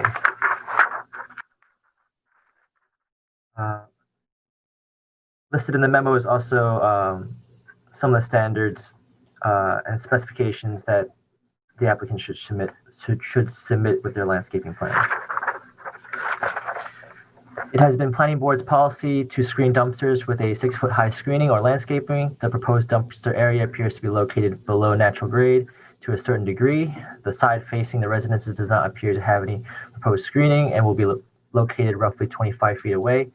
The applicant should address concerns regarding their proposed dumpster area. So given how there's a ramp here, it appears that the dumpster is located a little bit below grade, and so how that is properly screened should be elaborated. No information pertaining to exterior lighting has been submitted. The proposed survey appears to have 10 light posts of an unknown height and brightness spread across the parking lot, and well over 10 light fixtures attached to the building walls and in trellis overhangs, which you can clearly see in the artist's rendition, that there are light poles of this sort of nature here, and that there are some sort of light fixtures attached to the buildings, the walls. And in this third photo, you can see there is lighting underneath in these trellises here. Much like the landscaping, comprehensive site plan, lighting plan specifications and requirements has been listed below for the applicant's convenience. So all exterior light fixtures must be fully shielded, as the same is defined in section 255-1-20 of the town code. So landscaping beyond the property and curb cuts for the proposed access ways will require review and approval from the Suffolk County Department of Public Works. An application should be submitted to the Department of Public Works with their improvements and preliminary comments provided to the board.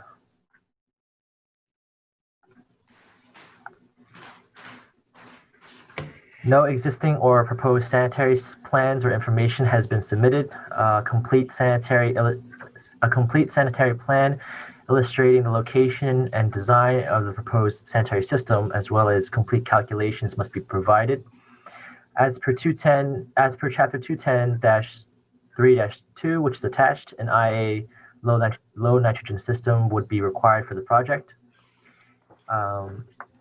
It is noted that entitled sheet 00.00.01 provides a breakdown of the proposed uses based on upon these calculations, which I believe is this sheet is a breakdown of these numbers. Based on these calculations and the requirements of the Suffolk County Sanitary Code, the sum of the proposed uses would totally generate sanitary flow of 1,484 gallons per day.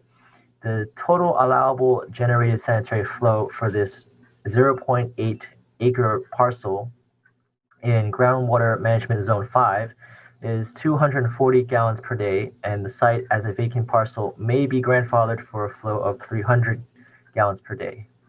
They may be grandfathered for additional flow based on their previous use, as I mentioned before, CO'd for a restaurant and bar. It appears that the proposed project will require either a sewage treatment plant or a substantial variance from the Suffolk County Department of Health Services.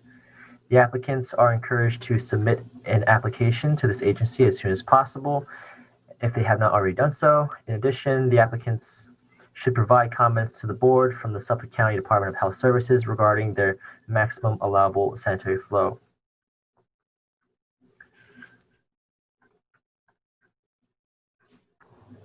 So no additional drainage or runoff mitigation plans have been submitted at the time of review. Notable areas of potential flooding include the underground parking, the sloped paved driveway, and the parking spaces in the front.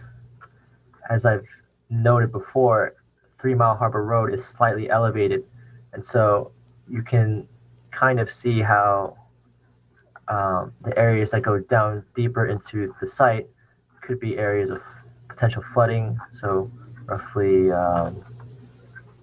slightly sloped there, and so forth. A test hole has indicated, as I mentioned before, that groundwater will be encountered at 11.9 feet from the surface. Spot elevations in the driveway will have reached down as far as 10 feet. It is estimated at least 2 feet will be needed for the drainage structures, putting the project in and close to groundwater in multiple areas.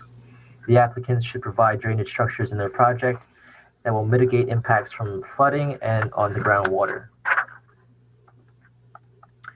So on the site plan, as you can see, given that this slopes down to the underground parking,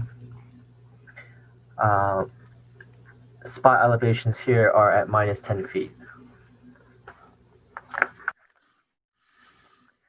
The proposed project will require a pyramid variance as a portion of the northern side and eastern side, which is the rear portion, will be within the pyramid line. It should be noted that the submitted elevations in which the pyramid lines were drawn from are using the undersized setbacks, which is these specific diagrams listed, illustrated here. So there's a little portion that is within the pyramid line. This is on the northern side. This is the rear of the property, and as you can see, a portion of it sticks out as well. And this is using setbacks that we've noted before are undersized. So a certain list of plans that have been omitted in the original application submission should be submitted as part of the site plan review. This includes a survey of the existing buildings, structures, and uses with lot area and floor area for each floor.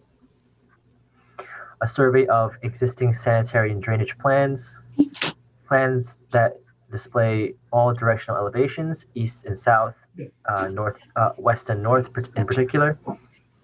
Excuse me. A plan that demonstrates the proposed project complies with the pyramid law. The planning board may wish to require that the applicant include the depiction of nearby residents under Chapter 255-6-50J, given that the multiple close neighboring there are multiple close neighboring houses, as you can see in this aerial, that are located on this side. These houses are residential houses. This lot is a CI zoned lot. The planning department has not yet received comments from the chief fire marshal regarding fire safety or ADA compatibility at the time of review. Moving on to ARB, the proposed project will require the approval of the Architectural Review Board, and an application should be submitted to this agency as soon as possible if the applicants have not already done so. Kind of seen in the artist's renditions before, but the building will have multiple overhangs, wooden benches and tables, glass windows, a rooftop deck. Solar panels were also proposed, and brightly colored fiber cement boards in bright red.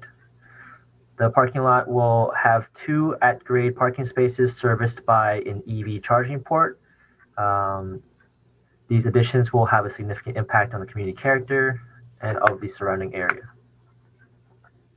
The project is an unlisted action pursuant to SECRA and Chapter 128 of the Town Code. It is recommended that the Planning Board request lead agency status for the project. In conclusion, based on the size and scope of the project and the irregular shape and size of the total parcel, the project would require substantial variances. Variances to the maximum total coverage permitted, minimum front, rear, and side yard setbacks, the pyramid law, and the minimum number of parking spaces would be required, with a proposed coverage of 93% in a neighborhood business zoning district, underground parking, and significant grading on the site. The project is not consistent with its site plan standards, zoning, or the goals of the town's comprehensive plan, which is attached to the memo. Consideration should be given to revising the project to be more in keeping with these principles. I have listed variances in bullet point form required. Just a reminder, for the coverage variance, it is 93% proposed, where 70% is the maximum, which is a difference of 23%. The setback variances for the front, which will require 25 feet. The rear and sides, which when doubled will be 30 feet. The pyramid law variance and the parking variance. Parking variance, as stated before, was 87 spaces required at minimum, and their current proposal has 59, which breaks down at 36 at grade, 23 below, and underground parking, and that is not minusing spaces that do not meet the aisle width requirement. Well, thank you. That's the end, right, Marco? Yes, we've reached the end. Thanks. That's an incredibly comprehensive report on a very good plan. And thank you for all that detail and all that work. Ms. Glazer, I see you over there. Yes, I'm here. Okay, the floor is yours. I want to say, yes, I'm Pamela Glazer. I'm the architect and applicant for this project at 44 Mile Harbor Road. I want to thank Marco because that was an amazingly complete report. And an enormous amount of work, so I appreciate getting that.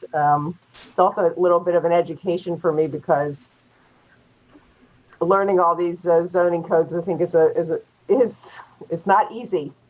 So I'm learning more and more.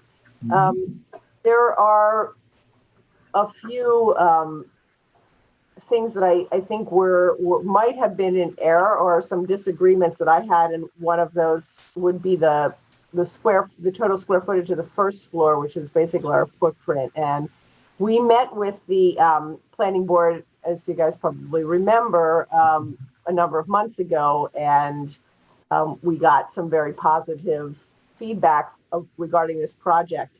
And one of the biggest, I think, issues was, of course, the size of the footprint, which was at the time over 12,000 square feet. So we reduced that quite a bit, and now I have it as 9,668 square feet. For some reason, it keeps popping up as 11,000 something square feet. So I'm not sure really where the discrepancy is between that. But in my eyes, the floor plan is under 10,000 square feet, which was the goal of this, the zoning for this area. And we did manage to bring that down.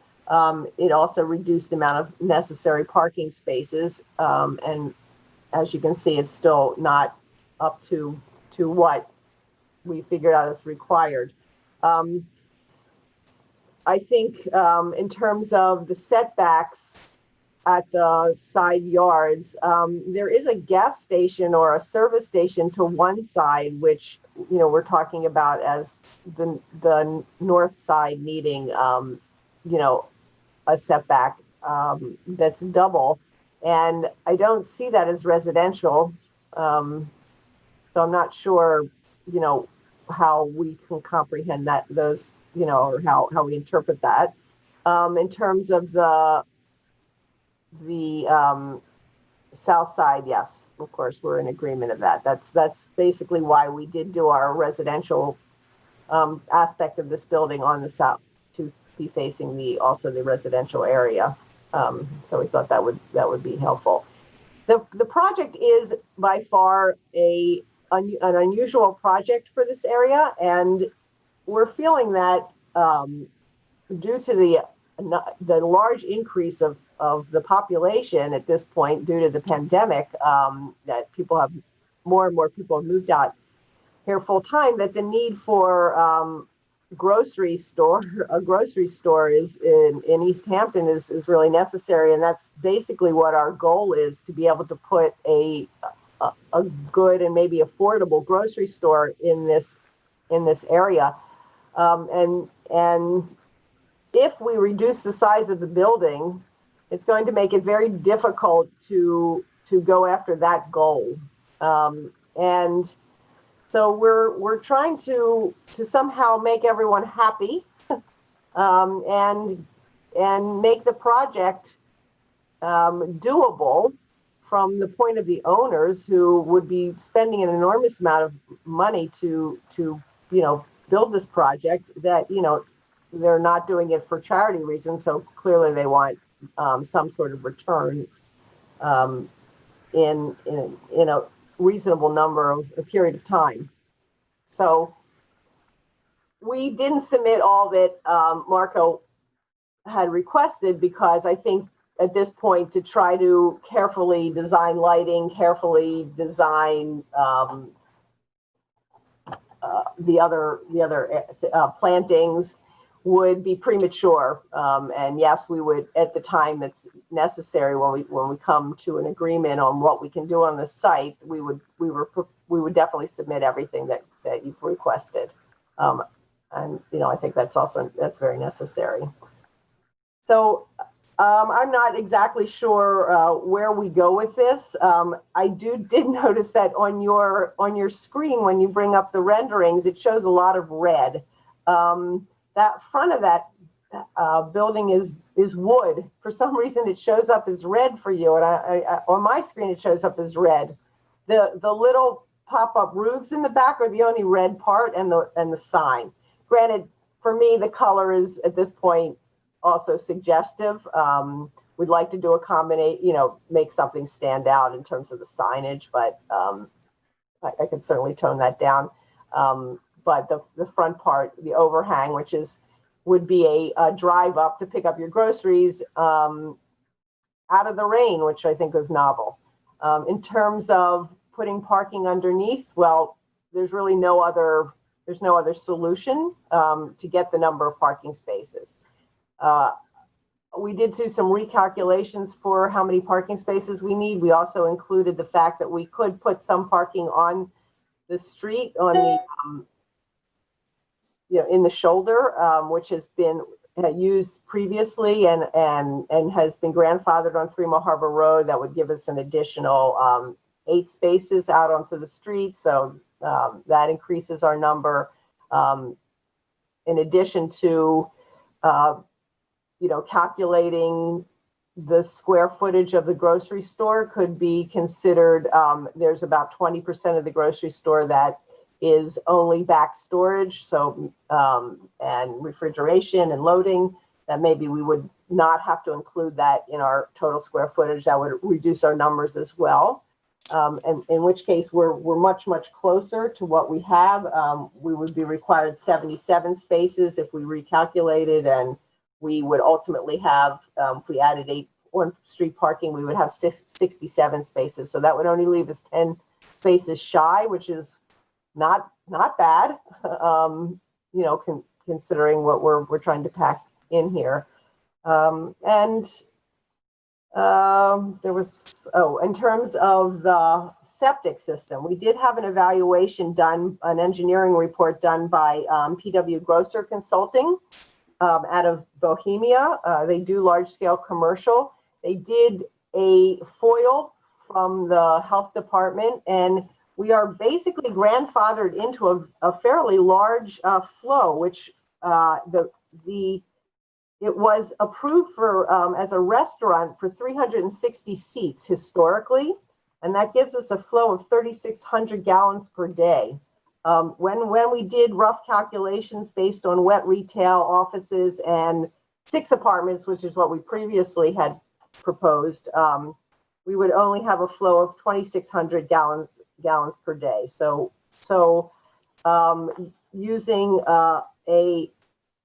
an IA system, we would be able to put one 10-foot by 5-foot grease trap, 2 manholes, 2 Fuji 21 tanks, and 10 leaching pools. And that would, in fact, fit with no problem under our parking. But at this moment, we've not filed anything with the health department, but we did do the research to find out whether what we were allowed, the site could handle, and yes, it can. So that was a big part as to whether or not we would go ahead with the project at all, because that is like the number one difficult issue to deal with, parking being the number 2. So that's basically where we are in terms of this project. We're very enthusiastic about it. We would like to proceed with your guidance, and I guess I'm here to find out what that guidance would be. If we obviously need to go for a number of variances and are willing to do that. According to Marco's evaluation, we're not doing too well, but I don't know. It is, like I said, it's an aggressive project, but I think a project that would really enhance East Hampton in terms of community need. Well, I guess you've got a sense of where the planning board is. We'll hear from Sharon, who's the committee on this application, and then we'll go around the table. Sim, could I just clarify 2 things about the parking? Go ahead, Sharon. One moment. Go ahead. I just want to clarify that under the code, we can't consider parking that's in the street right of way towards the applicant's parking. Yeah. And the second thing is that all retail buildings have storage spaces, and there's no provision for subtracting areas that you use for storage from calculating the number of required parking spaces. So I just want the board to be aware of that. That's all. Yeah, thank you for mentioning that about the street parking. That's an issue that's come up in other applications. Yeah, I'm sure, because parking is very difficult to be able to handle. Because if in fact we would put in the amount of parking spaces, the building would be reduced quite so much that the project in the end probably wouldn't be worth doing. So we have to find some balance that makes it worth everyone's while. In addition to, I just want to suggest that our distance from Jackson Street is 138 feet according to our survey, but yet Oakview, we would be under the 75 feet. Okay. All right, Sharon, thank you. Yeah, thank you, Joanne, for clarifying that. But I knew about the street parking, but I was curious about the storage areas. Anyways, yeah, so this is an aggressive project for sure in that area. I go up and down 3 Mile Harbor and Springs Fireplace a lot, and I've come out of Oakview Highway and Jackson, and I think this is primarily a parking lot issue and a access point and traffic issue for how big this is. But I know you did reduce the square footage a little bit, but you still have the coverage issue. So anyway, I think this all stems from the parking, like you said, and because you need so much parking with this large building, and you don't have it. So, if you reduce the building, which I know you don't want to do, then you get closer to your parking, you eliminate the side yard setback issues, the pyramid issue, all of those things, if you reduce the building a little bit. And, I know for some reason you think we need another supermarket, but I mean, there's other retail uses that are probably needed in this town. I mean, we do have supermarkets. Yeah, that's so, I don't mean to interrupt. As far as whether or not the town has, a certain number of supermarkets or any type of business is not your issue. Not really relevant, but my point is she doesn't have room for what she wants to do there, I don't think. Okay. Yeah, that's fine. Yeah. So I just think I think it's too big for this lot, and a supermarket does cause a lot of traffic, and that's a tricky area. I did stand there and looked at Marco's picture and rendering, and I did watch the cars kind of coming out of Oakview and, Jackson, and I can just imagine someone trying to get out of here and then having to deal with those people trying to rush out of both of those spots as they're trying to rush out of the supermarket, and it could be a little bit of a conflict. But, I think at the end of the day, you don't have enough parking. And I think that's going to be one of your bigger issues. And then also, creating this underground parking, it's going to be really important for you to show us that you've got the groundwater separation and that you can also provide the drainage structures that are going to be needed in that underground parking. So, I think you might have done a test hole that showed it at 11.9 and you're digging down to 10. I think you're supposed to have 2 feet. So it's almost 2 feet. But then I don't know if the drainage structures are going to fit in all of that. So I think the drainage plan is going to be really important for us. Let's see. And, and because it's so maxed out, you don't have really a lot of room for landscaping. You've got the landscaping not even on your own property, which maybe you'll get permission from Public Works, but I find that a little bit of an issue. But there is a green space there already. So but I'm not sure if you're going to be allowed to have cross conversation with the. Yeah. Well, I'm not sure you're going to be allowed to do what you want to do there, but you have to ask. As Marco has clearly said, these are things that we discourage in our comprehensive plan. One is putting parking in the front for one. We'd like to have it in the back. I understand there's residences there, so that could be a concession because you may not want the parking against the residences. Might be better on the street. But then you don't have any way to really landscape in front of that parking, which is what we like to see. And then the size of the parking, so you even have less than what you're showing. They haven't been sized correctly according to our code. I think I've sort of addressed the access point. I think I would definitely stick to, I think it was the southern access and only to get away from Oakview Highway and Jackson. And I think that's what you need to work with is really showing us parking. I don't think we can agree on the parking on the street as being part of that. We've had other applications in front of us. That's a precedent that we haven't been willing to go down, especially not on a busy street like 3 Mile Harbor. And, I agree the lighting and the landscape can probably wait a little bit longer, but you need to find room for the landscaping. Sanitary, you've just answered that question. I had that as a big thing, and I guess we'd have to see how you fit it under the parking lot and how that would work and have engineers look at that. And that's my starting point. Okay, thank you very much, Sharon. Also very thorough and helpful. Go around the table from Ed. Get started. Go right ahead. Okay, yeah. Thank you, Marco, for your analysis, and thank you, Pamela, for your explanation. And I'll sort of start off by saying, Pamela, that I'm very pleased to see that you included that are you a developer of this, or are you just I'm just the architect. Yeah. The architect, okay. I don't know if you're architect and developer. So pleased to see that the owners have determined to put some affordable apartments in this project. I think that's really important to the town to have them.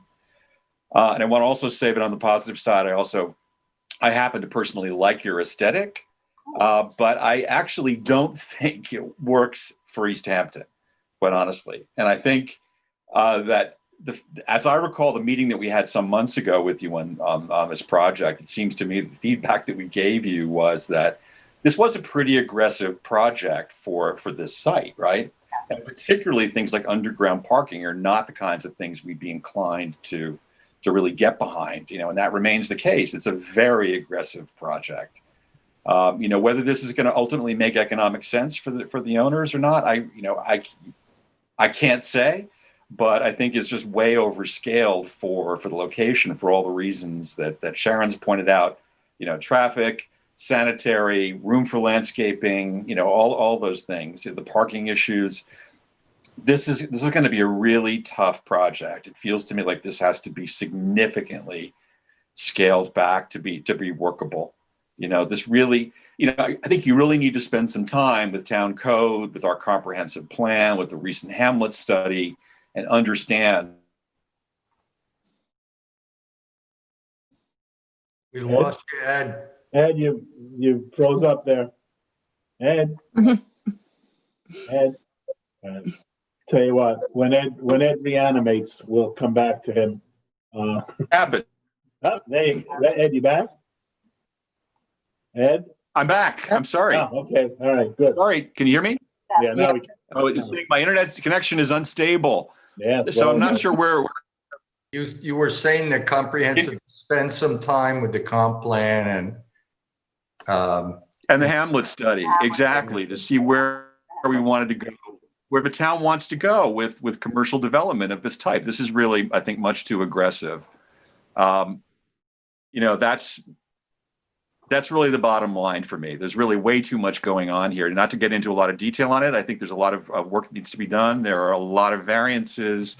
The health department needs to weigh in on this. This is going to be a very difficult project to pull forward unless it's significantly scaled back.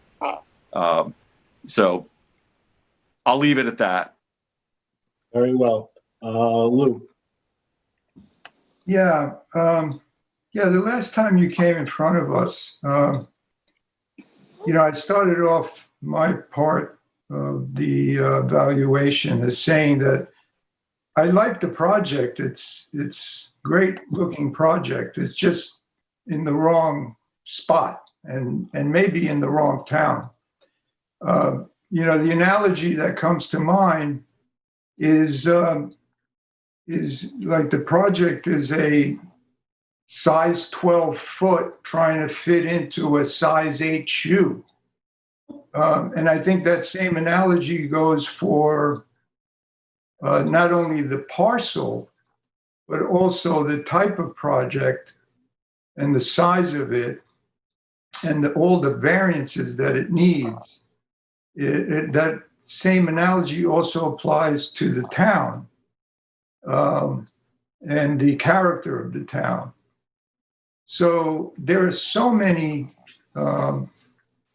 things wrong with the project, so many issues that need to be corrected. I don't see how you could possibly scale it back to get approval. I mean, it would just be a completely different idea than what you have here. I mean, I don't want to go through each one of them. I think Marco did a splendid job of delineating each one of these issues. But I will point out a couple of them that are most, flagrant to me, and I don't see how they could be corrected. What bothers me, number one, is that the sanitary system, you would need a sanitary system that would generate 5 times the allowable sanitary flow for this project. 5 times, and that's 5 times an already excessive grandfathered flow rate. So that's one area that's problematic. And the other area is the groundwater issue. I mean, with this underground parking and the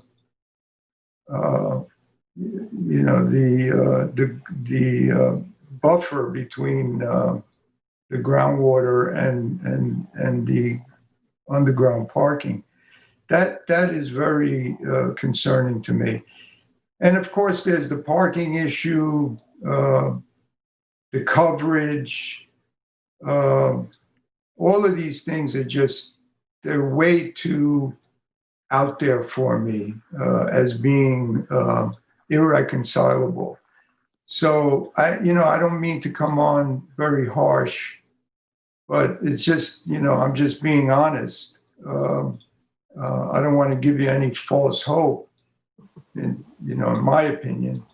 I just think this project is not suitable, and it's got numerous reasons for me to have that opinion. So that's my take on it. Thank you, Lou. Ian? Yes, I largely agree with the previous members. I think the first time this came around, we were positive, I think, in that we were nice about it. And I do think it's a good looking project, but I think Ed really nailed it, and Lou and Sharon too, that it's a nice looking, obviously the architecture is beautiful, but it's just not the right place for it.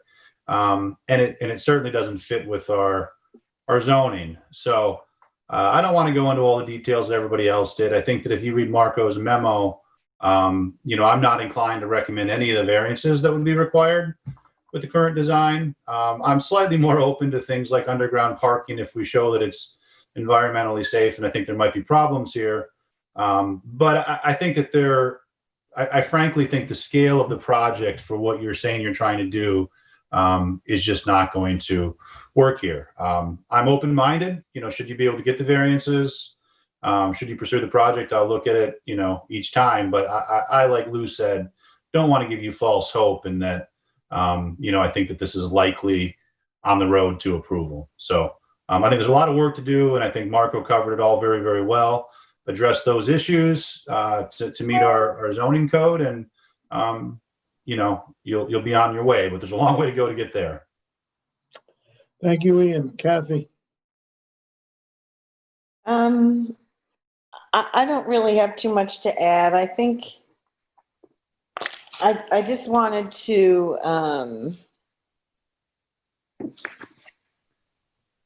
I agree with everything that my colleagues have said previously. I would like to understand better the reconciliation between the square footage that the applicant feels was on the plan and what Marco computed, because that's relevant.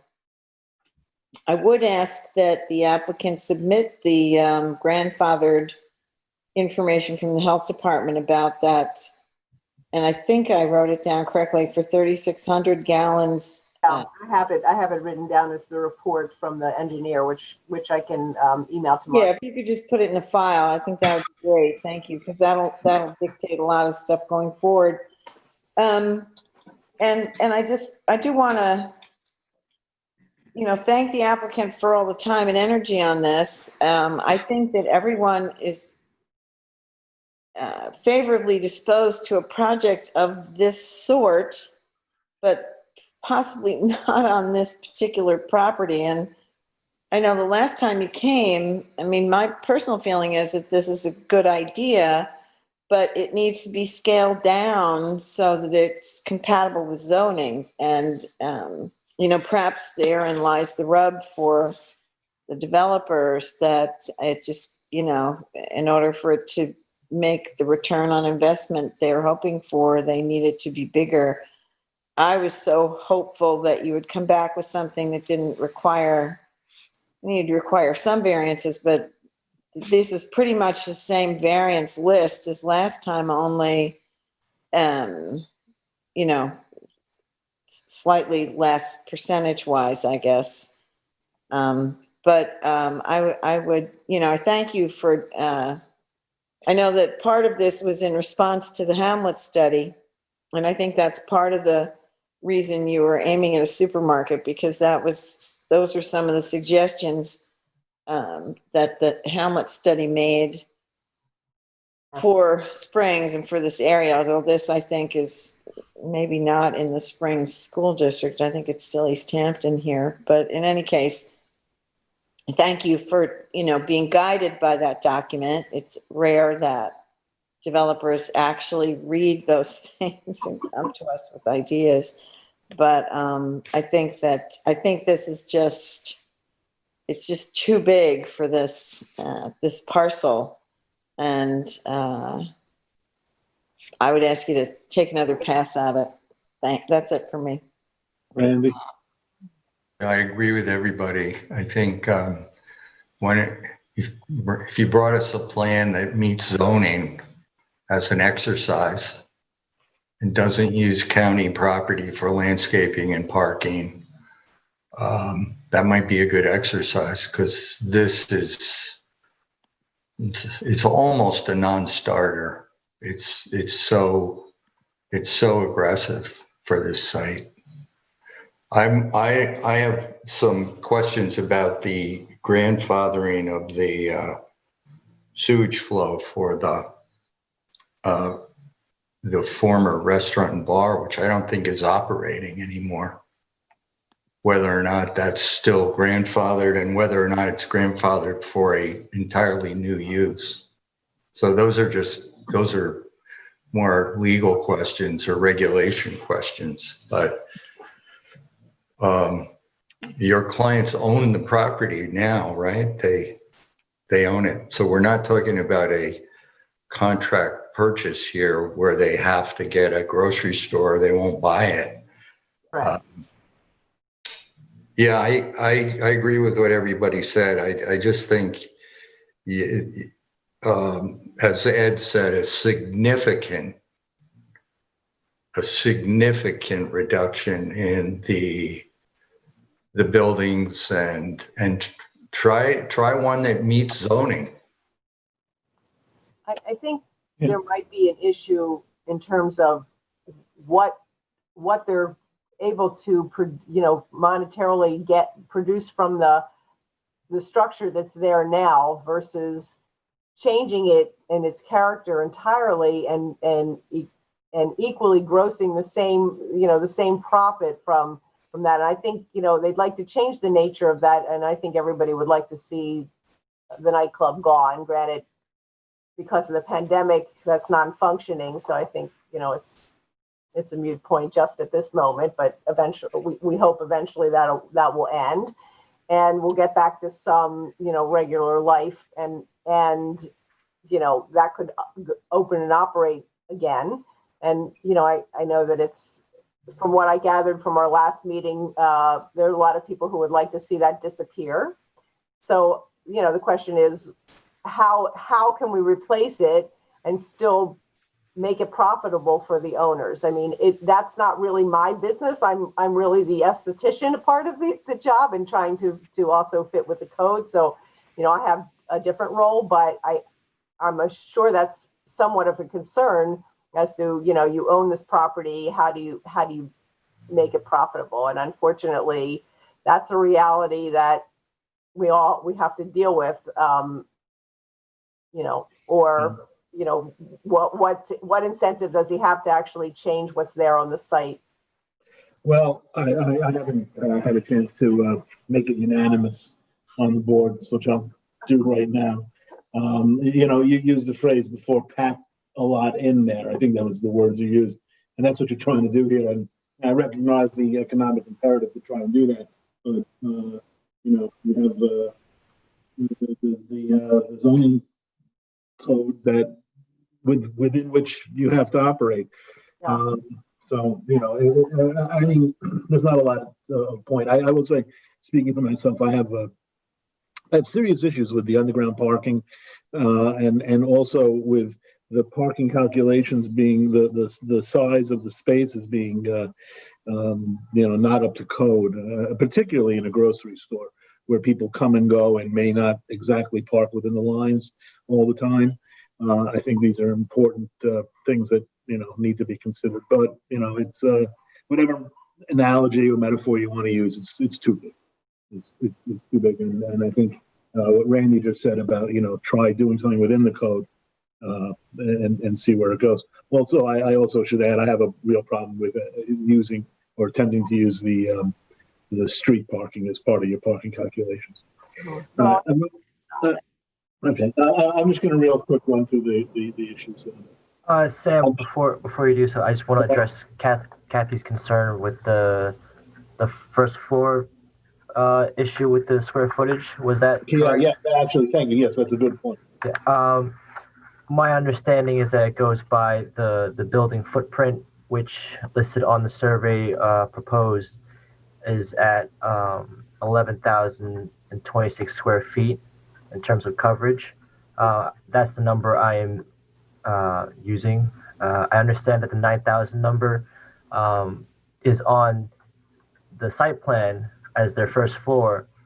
However, going by what is proposed on the survey, it says 11,026. I believe that the survey is not the first floor. The survey uses the roof line, and there is a cantilever on the second floor, or there's an overhang on the second floor. So I'm believing what he's using is the roof line, whereas our first floor footprint is considerably smaller.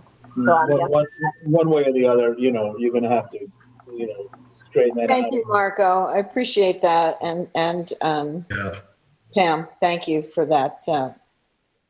Really great job, Marco. Really. Yeah, let me just, terrific job on that memo, Marco. Well done. This is an enormous analysis, and it really boils down to three quick questions. I'm sure we're all going to say yes on all three. First of all, should we request lead agency status? Yes. Sharon, it's yours. You want to make a motion? Sure. Make a motion that the planning board take lead status. Second. Second. Thank you. Ed has a second. All those in favor of planning board being lead agency on this application? Aye. Any opposed? Okay, 7-0. All right. Should the applicant provide additional detailed plans addressing lighting, landscaping, elevation, drainage, and parking? And I think that was unanimous around the table that the answer was yes. And then again, with regard to lot coverage, should the applicant lower their proposed coverage, total coverage? And I think, again, there was unanimity on the board on that point. So whether it's 9,000 feet or 11,000 feet or some presumably much lower number, it's something that has to be addressed. So thank you very much. And again, Marco, outstanding work here. Thank you. And we'll look forward to another pass at it. All right. Okay. Thank you so much. And at least I have a clear message. You all are on board in the same direction. So that makes it pretty easy. It makes it easy. It makes the conversation an easier one. So exactly. It may be an easy conversation to have, but at least you know where it's going. Yes, at least I know where you stand. It's very clear. Yeah. Okay. Right. We're being clear. All right. We do not have any items on our regular meeting, folks.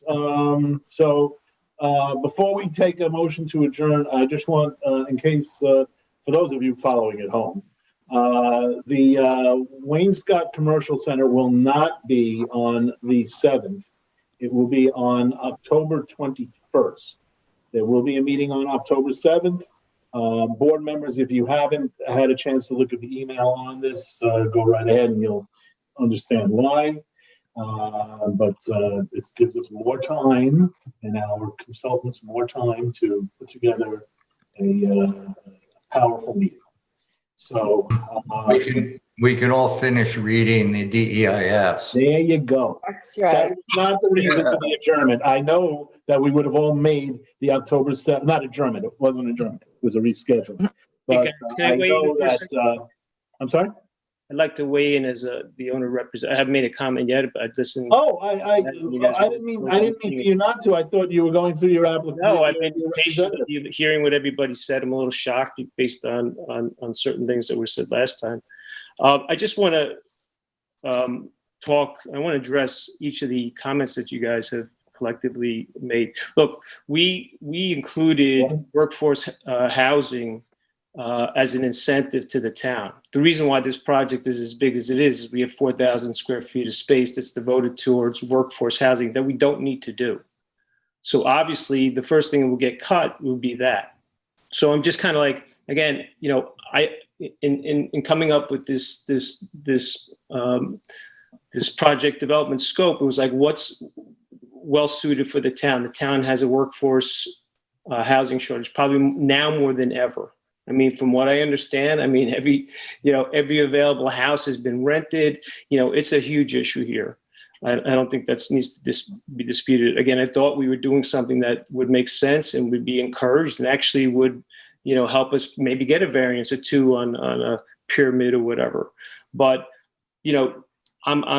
this is, again, I'm a little shocked because the last time we met, we talked about getting this thing in line with getting it under 20,000 square feet, or around 20,000 square feet. We did that. We increased the park and we did everything you guys asked us to do. And now you're basically saying, well, no, we don't like it. It's too big. It's, look, again, as Pam pointed out, it has to make sense. It's not a restaurant and bars. It's a nightclub and restaurant.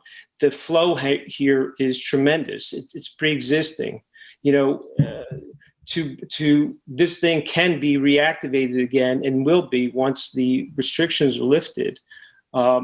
Surprisingly, and I've had tons of inquiries for this space from New York City operators who want to be in the Hamptons. Most of the restaurants out here have actually done quite well under COVID. At the end of the day, this is something that the town needs.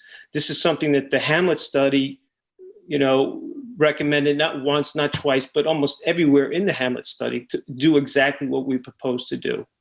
And you guys are coming at it suddenly like, well, this is way out of left field. This is not what is suitable for the town. I'm a little shocked. Quite frankly, I am shocked, and it totally contradicts what you guys said. And I don't know if you have a recording from the previous meeting, but it's like I'm talking to different people now.